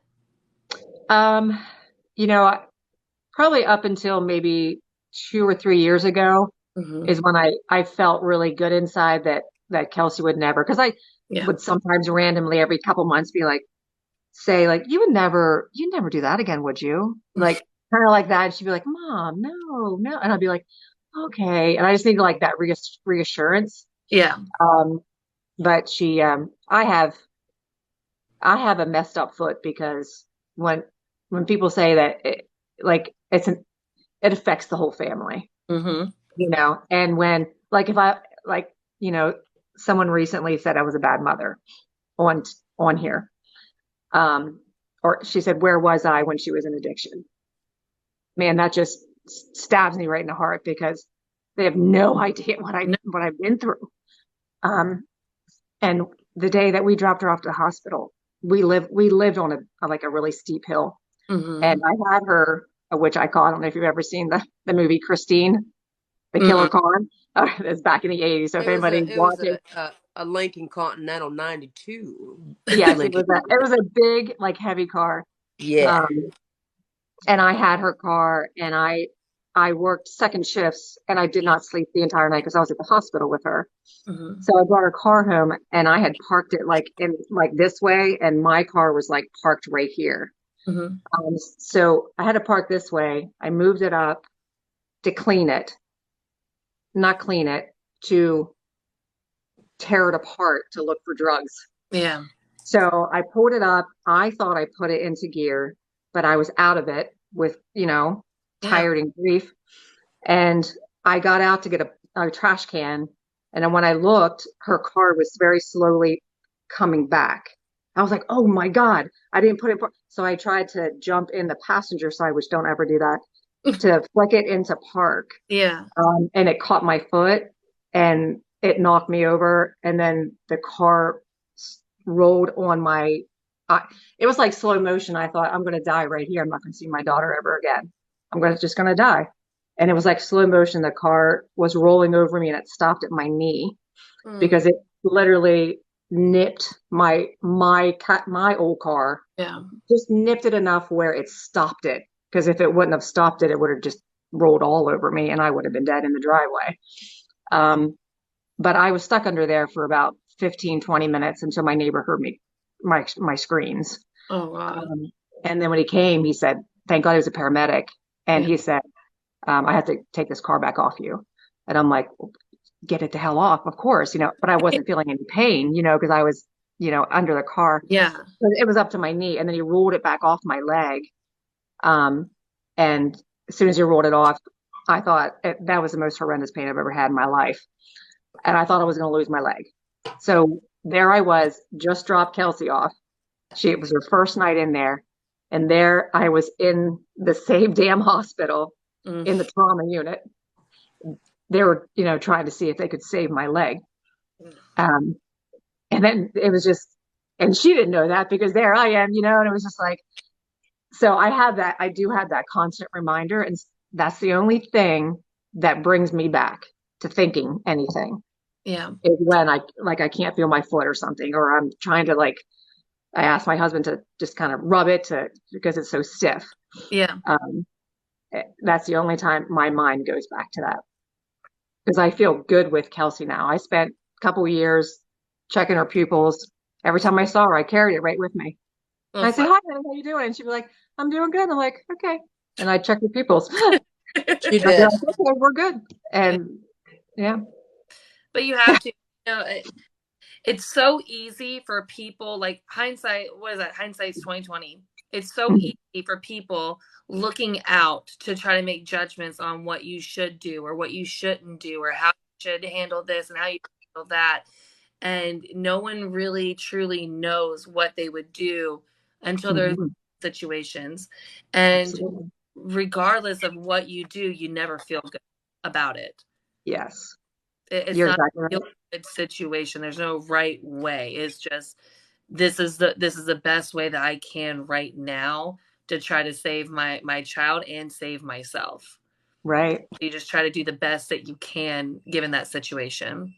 Right. It's very difficult, and thank God that she had you to put her foot down. Kelsey, do you think that if Mhm. your mom wouldn't have put her foot down, that you would have ever hit your rock bottom? No, no, no, wait. No, I wouldn't hit my rock bottom. And if my family would have just enabled me, Yeah. Yeah. I would have continuously used until I was in a casket. Yes. Mm. I was Because we already headed. all, Yeah. I think that was one of the reasons. Remember, we had discussed that, Kelsey. I said, do you think that it helped that all of us, like my family, Kelsey's not close to her biological father's family, Yeah. just my family. So when my family disconnected, I had asked her, I said, did that bother you? Because that was one thing in my mind. I told my little sister, my mom, I'm like, do not talk to her. Do Mm-hmm. not allow her around you because I need her to understand what it's going to be by herself without her family. Because I knew there's one thing I did know about Kelsey is that she loves her family. And she's when she loves, you know what I mean? And I knew that she really cared and loved about all of us. And as soon as we cut her out, we saw things start to change. She would try to get clean, and then it might have only lasted for a week, but she tried. At least She tried. yeah. Exactly. And I don't know how many times she's tried. She can tell, but I'm sure it was a lot. Yeah. At least Yeah. she's trying. She's seeing what was that risk to lose, and Exactly. has that crutch. It's like a crutch. She no longer had Right. it. Took it from her. Exactly. And Yeah. that was the only thing I knew that maybe that would work. Yeah. It did work, and here we are. Here we are. I'm gonna Yes. turn the comments back on. Is there any advice that you would give to someone that currently loves an addict, or that, unfortunately, and I hate to bring it up, but there are some people that do not get clean and they don't make it out. Mhm. What advice can you give to that mom that um kind of maybe lives with that hurt, that they gave that hard boundary and didn't And get the they're, same and they're, outcome? mm, Yeah. well, one thing that I would say is it's not your fault. It's not your fault, you know? Um, so don't ever carry that. And I know that's probably the toughest thing for a parent is not to carry that. Um, Tough love is the only thing that works, the only thing. And hitting that, your loved one has to hit rock bottom. If they don't hit rock bottom, they're not going to be able to climb themselves out of this. 150% agree. And once Yeah. they come clean, I mean, swoop right back in. And don't be afraid to check their pupils, to say, here, pee in this cup. Don't be afraid because you have that right. Yes. And they Yeah. owe you. They owe you. After that stress, they owe you. That's what I thought. If Kelsey would get mad, I'd be like, I don't care if you're mad. You tortured. This was torture for 5 years. Mm-hmm. So I need to make sure that you're clean so I don't get hurt again. And Yeah. you hold them accountable. Accountability is very important in any situation that you go through. And I gave that to my mom. I was very willing to, like, all right, let's do this, or all right, I'll check my eyes, or yeah, you can come in. You want to check? I gave her that because I knew the damage I caused her for years. But not everyone's like that, Mom. Not Yeah. everyone Oh, is like that in recovery, like I was. right. Absolutely. So the only Absolutely. thing I will say in regards to if you are struggling with someone with addiction, or you open your home, but understand, don't open it up too wide. Set Mhm. boundaries. It is okay to do the drug test, but if they don't want to do it, you can't force them. But always set boundaries, because fresh recovery is one of the hardest things to. I think the first couple months and then the first year is the most difficult, because you can still manipulate. Yes. Um, just make sure you are guarded, and don't be too. Come in, or you're clean for 2 days. Come on in. Right. Very mindful that they can do it all over again in a blink of an eye. I think it's that fine line you have to walk where you support them in their recovery, but you don't condemn them for, you know what I mean? Like, Yeah. Absolutely. don't treat them, if someone is in recovery, don't treat them every single day as if they're still that person that they were back in addiction. Don't just walk that fine line. There is a fine line Right.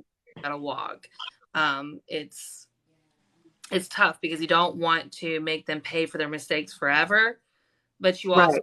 be like, oh no, what you did is okay. It's fine. It's fine. It's fine. You can hold them accountable without condemning them. Absolutely. Absolutely. Absolutely. Yes. Yes. Because as soon as Kelsey was clean and I saw that, and she didn't, prove herself or anything like that, I, I mean, you just open yourself up. You know what I mean? What are you doing? I just sold that freaking crystal body. Sorry, I'm Oh, sorry. No, you're stop good. it. Um, like I couldn't not, forgive her right away. And forgiveness, Hmm. soon as they become clean and they come back in your arms, of course you forgive them. I Yeah. mean, that's just wiped away right away. Um, but definitely for a mother, you have to understand that, like Kelsey said, um, they have to not prove themselves. Just, I guess you could, I guess you could say prove themselves. I don't know how other We to say earn. We it. have to earn your trust back. Yes, you have to, right. You make them, you have Yeah. to earn it exactly for yourself. Yes. Yeah. Yeah. People in recovery, we will do and say things, and we will hurt you. We will go deep. We will Yeah. make you feel so low to where you feel Yeah. that you need to help us. You're a bad Mhm. mom, and you're this, and you're a bad Yes. sister, and you're a bad this, and I can't believe I'm even related to you because Yeah. what family doesn't want to help? We have to earn that trust back Yep. Hmm. because of all the damage. It's not even just what we did; it's the manipulation that we did for years onto a loved one. Someone, Yeah, Ashley brought up a good thing that it's not an excuse, it's an explanation that there's a difference. And yep, Yes. chemically, an addict and someone in recovery are two different people. I yeah, like that. Because, when yeah, Kelsey was in absolutely. recovery, I think she was clean for like a year. I don't know, Kelsey, a year, maybe two. And I'll never forget that day she came into my house and she said, Mom, I need help. First thing. I said, What do you mean? I thought, oh my God, she's back on drugs and this is going to start all over again. And she said, my mind isn't right. I said, okay, honey, just calm down. What do you mean? And she's like, my mind's not right. And she was so frantic about it. And then, of course, I became frantic. And I said, okay, let's talk to somebody. And I'm getting numbers and all of this. I don't think she ever talked to a psychologist. What, did you? No, I know I made it. I did. And that's another thing I can say for moms.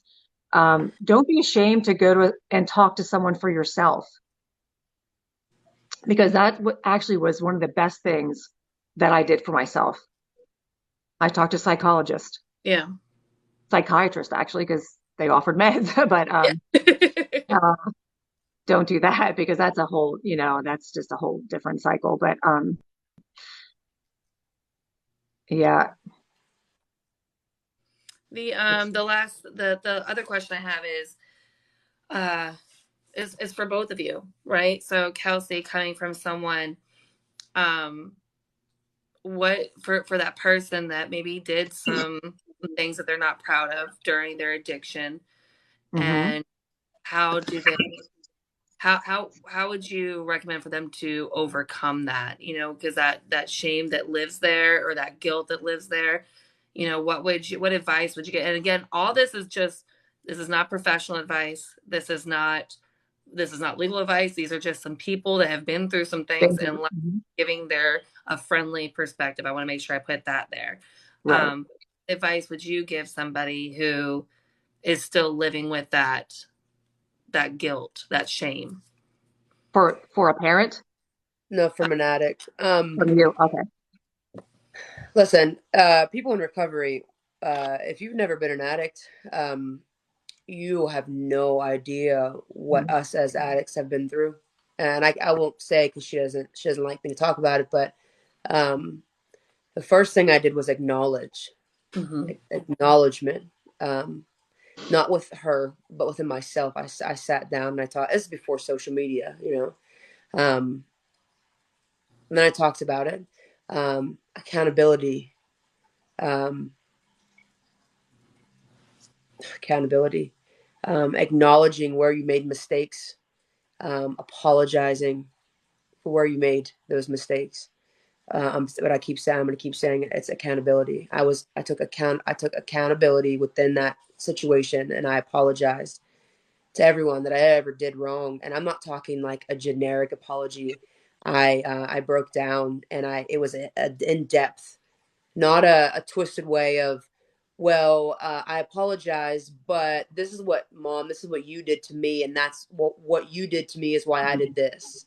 You can't do that. You have to Right. have a very genuine, I remember I sat my mom down and I gave her a taste of it, and I said, I'm very sorry that I stole your ring. That was not me. I'm very sorry. Each thing that I did to her, I apologized for. It wasn't a generic, I'm sorry. It was, I broke down each individual thing to show her that I was genuinely sorry for each act that I did wrong within our relationship. And then with the people that I've ever hurt, it was the same thing. Me, never deflect when you're apologizing, and it means nothing. You have to, this is what I did, and I'm sorry, and this is what I'm going to do to change, and this is what I'm going to do to fix it. And words mean nothing if you do not have the action or the act behind it, and you're not showing people what your words are, because your words mean shit. An Because apology once you're an addict, I'm manipulation. sorry. An apology without change is just manipulation. Manipulation. Right, Yeah. exactly. It's to Exactly. make you feel guilty, Yeah. that to say that I've changed, but if your words mean nothing, if your actions are showing something different. Yeah. Right. So that is why I keep saying this is why I speak the way that I do, and why I carry myself the way that I do, because I've wrote off all my wrongs in life. And that is why my life it's literally skyrocketing through the moon. Have you My ever husband and I, have you ever we apologized? talk. What? Have you ever apologized to yourself? Good question. No. And I think the reason why I haven't apologized to myself is I don't take it back. I don't. I'm very thankful. I know, like, people would say, like, oh, well, how could you be thankful that you were on drugs? How could you be thankful that things happened to you within in those things? All of those things that ever happened to me, and all the things that I've endured in my life, has made me the best version of myself that I can be. And if I wouldn't have endured those things, I wouldn't be who I am today. I wouldn't be sitting right here speaking to these 1,000 and some people in my, recovery story. I would just be your basic average human being, just, floating in life. But I want to be changed. So I want to be the You difference. took your What? Took your power back. Yeah. you took your power back. I like that. Yeah. Yeah. Yeah. And Mama, what advice would you give someone who, as someone that you love, love an addict? What advice would you give to someone that kind of lives with that guilt feeling of, did I not do the right thing? Did I do the right thing? You know what I mean? Like that back and forth, because I think we all overanalyze every single decision that we made to make Absolutely. the wrong one. Well, it's talking to people. It's doing things. If you can't help your loved one, what I did is I tried to do things for other people that were struggling in that way.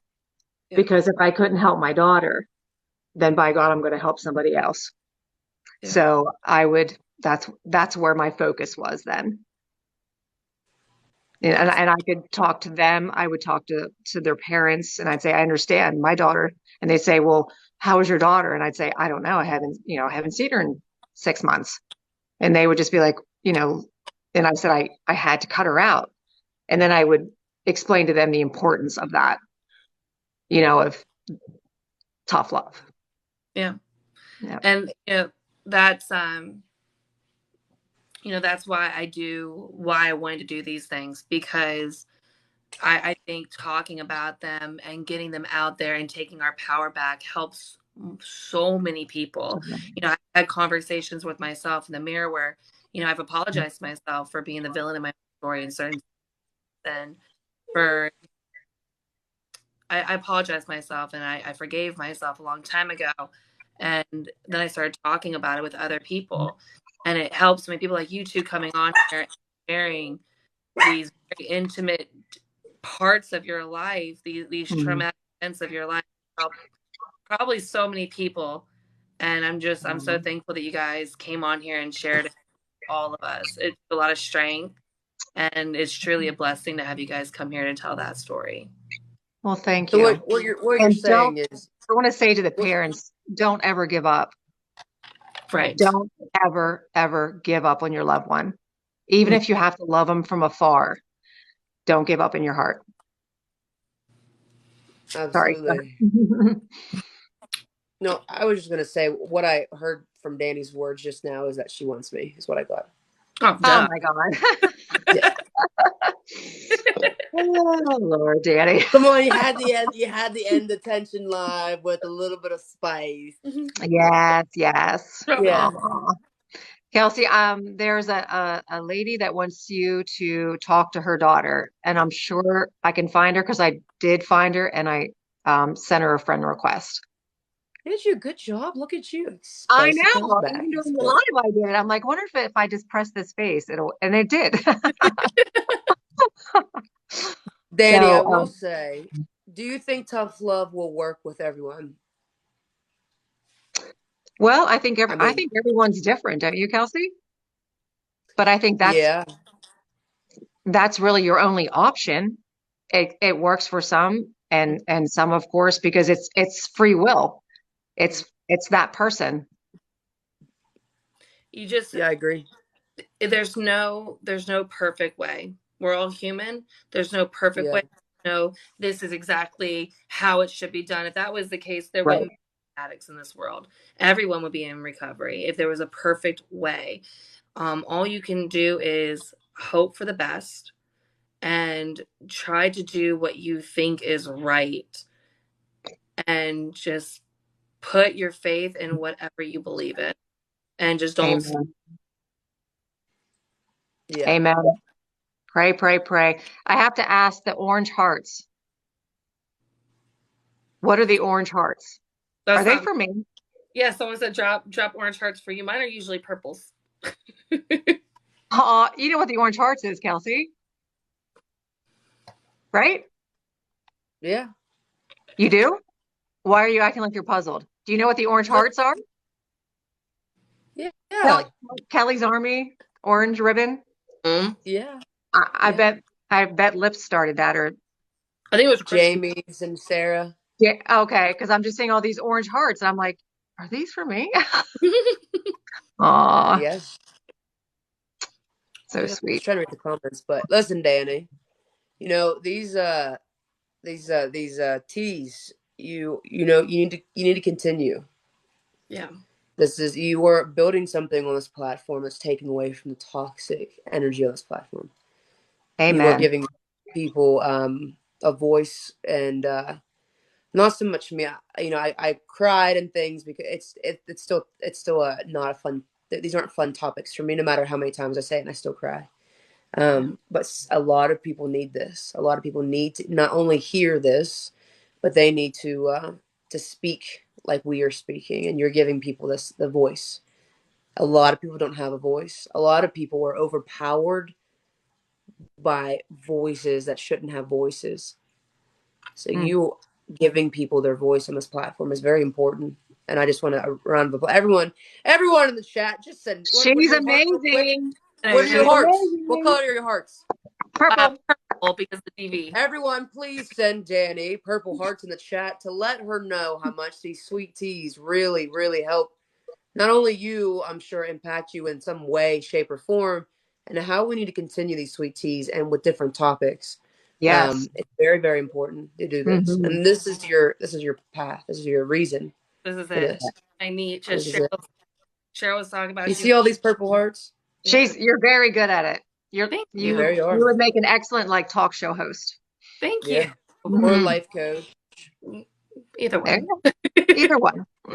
Either one. I truly enjoy it. And it's something I'm now passionate about, and I'm protective over it because I'm like my sweet Good. tea, because I get the messages and I get the comments of people telling me how much it means to them, whether you can relate or maybe it gives you a new, maybe you've never been around someone that was an addict before and you don't understand it.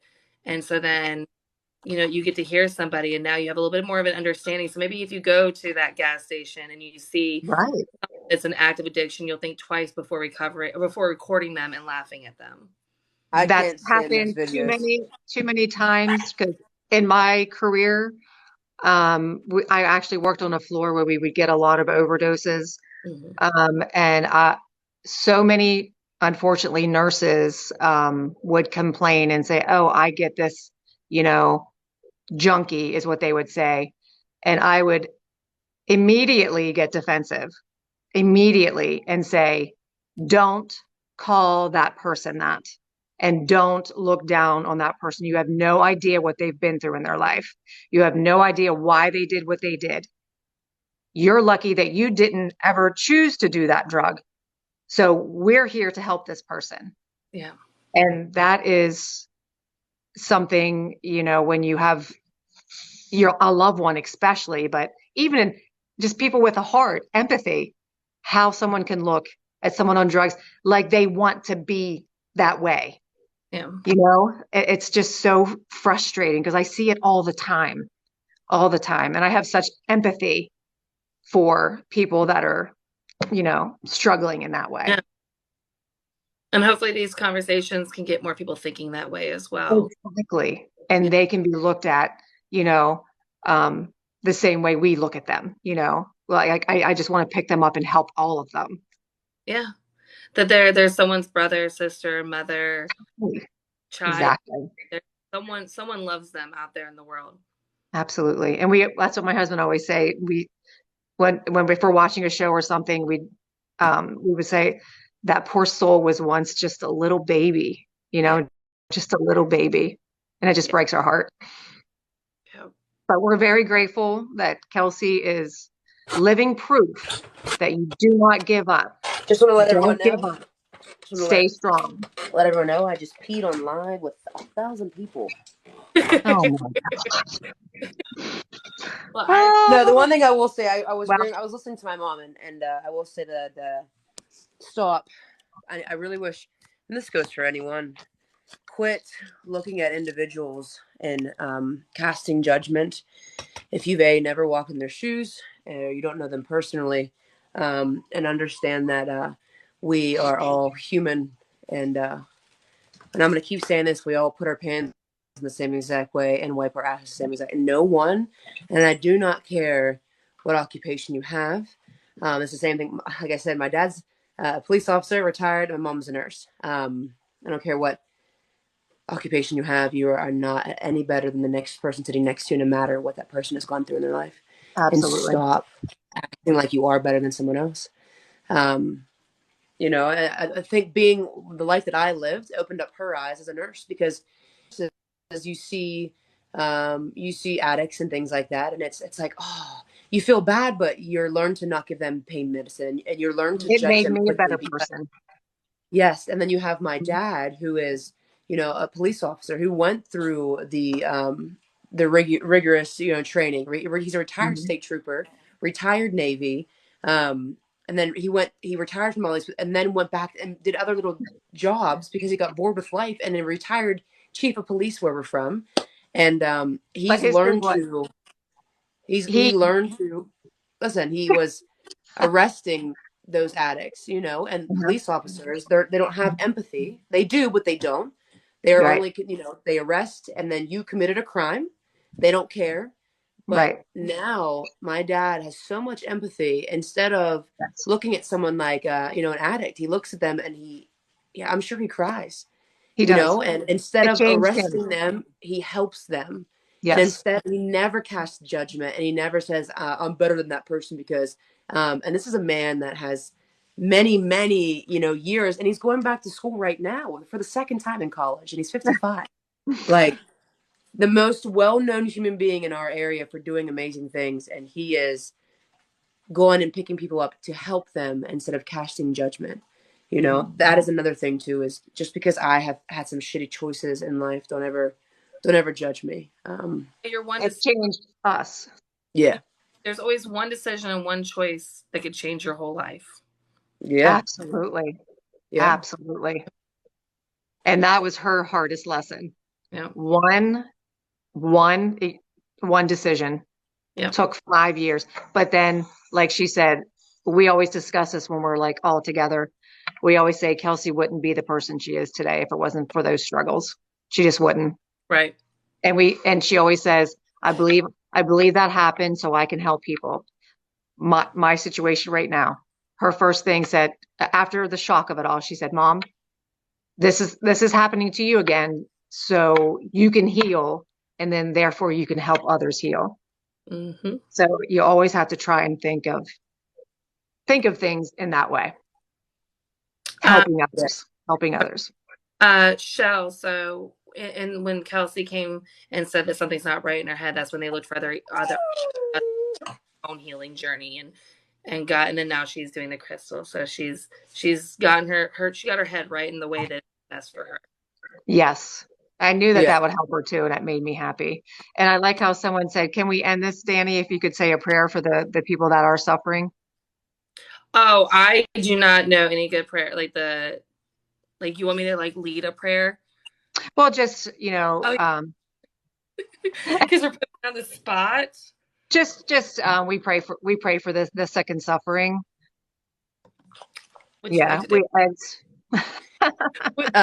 Dear Lord, I ask that you place a white light of protection over each and every person that is struggling not only with mental health but with addiction. I ask that you shadow them with love, affection, and send as many guardian angels as humanly possible to care for them when no one else has. I ask that you watch over anyone struggling with anything that's difficult in their life right now, and ask that you watch over anyone that's struggling with anything health wise as well. I just ask that you give us all your love. Amen. Amen. That was good. Amen. That was perfect. Thank you, Kelsey. I was on the spot. I was like, Yeah. That was. I appreciate you guys coming on here. Thank you so much. And for everyone in here, it's going to take about a day or two for TikTok to process this live, and then I post it to my YouTube, so you can catch it all on YouTube. The link is in my bio, and I'll also post a video once it's posted. And just letting you know, if any With of you sons of bitches recorded me while I was peeing on this live, I want the videos. Okay. You want the rights to it. I want the rights to that if you caught me peeing on the slide because I did. Okay, just saying. Well, thank you, Danny. Thank you Thank for your you. time. Thank Yes. you. I Thank Thank appreciate you you to all for everyone in. joining in. Yeah, listen, real quick. Thank you to Yeah. everyone in these lives. Listen, everyone in these comments. You guys have all seen all of us on this platform and have been following us for a very long time. By us doing this, it's allowing you guys to see really who just we are inside, not just a video that you see of 15 seconds of our lives. And I hope by doing these videos, you have a better understanding of us as human beings and not creators.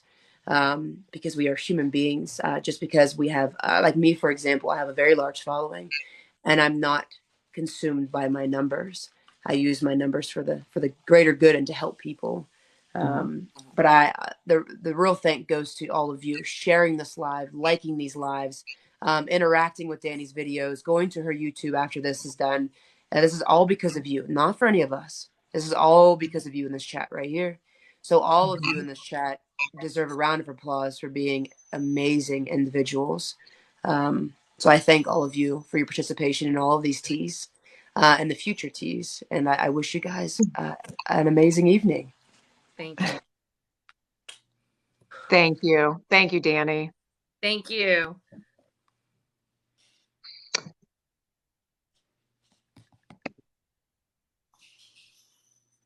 All right.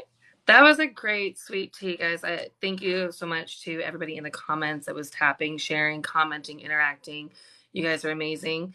Give me about 2 days and they usually get posted to YouTube. If you want to check out all the great sweet teas we've had beforehand, the link is in my bio, or you can just search Sweet Tea with Danny, Dani, on YouTube, and they'll all come up there. My YouTube is strictly just sweet teas. So you're not going to have to go sift through any dance videos or anything like that. But I appreciate you guys. The next sweet tea is going to be Thursday, 8 o'clock Eastern, and we're going to have Christian come on and tell his story. But I appreciate every single one of y'all. I hope y'all have a great night. Bye, y'all.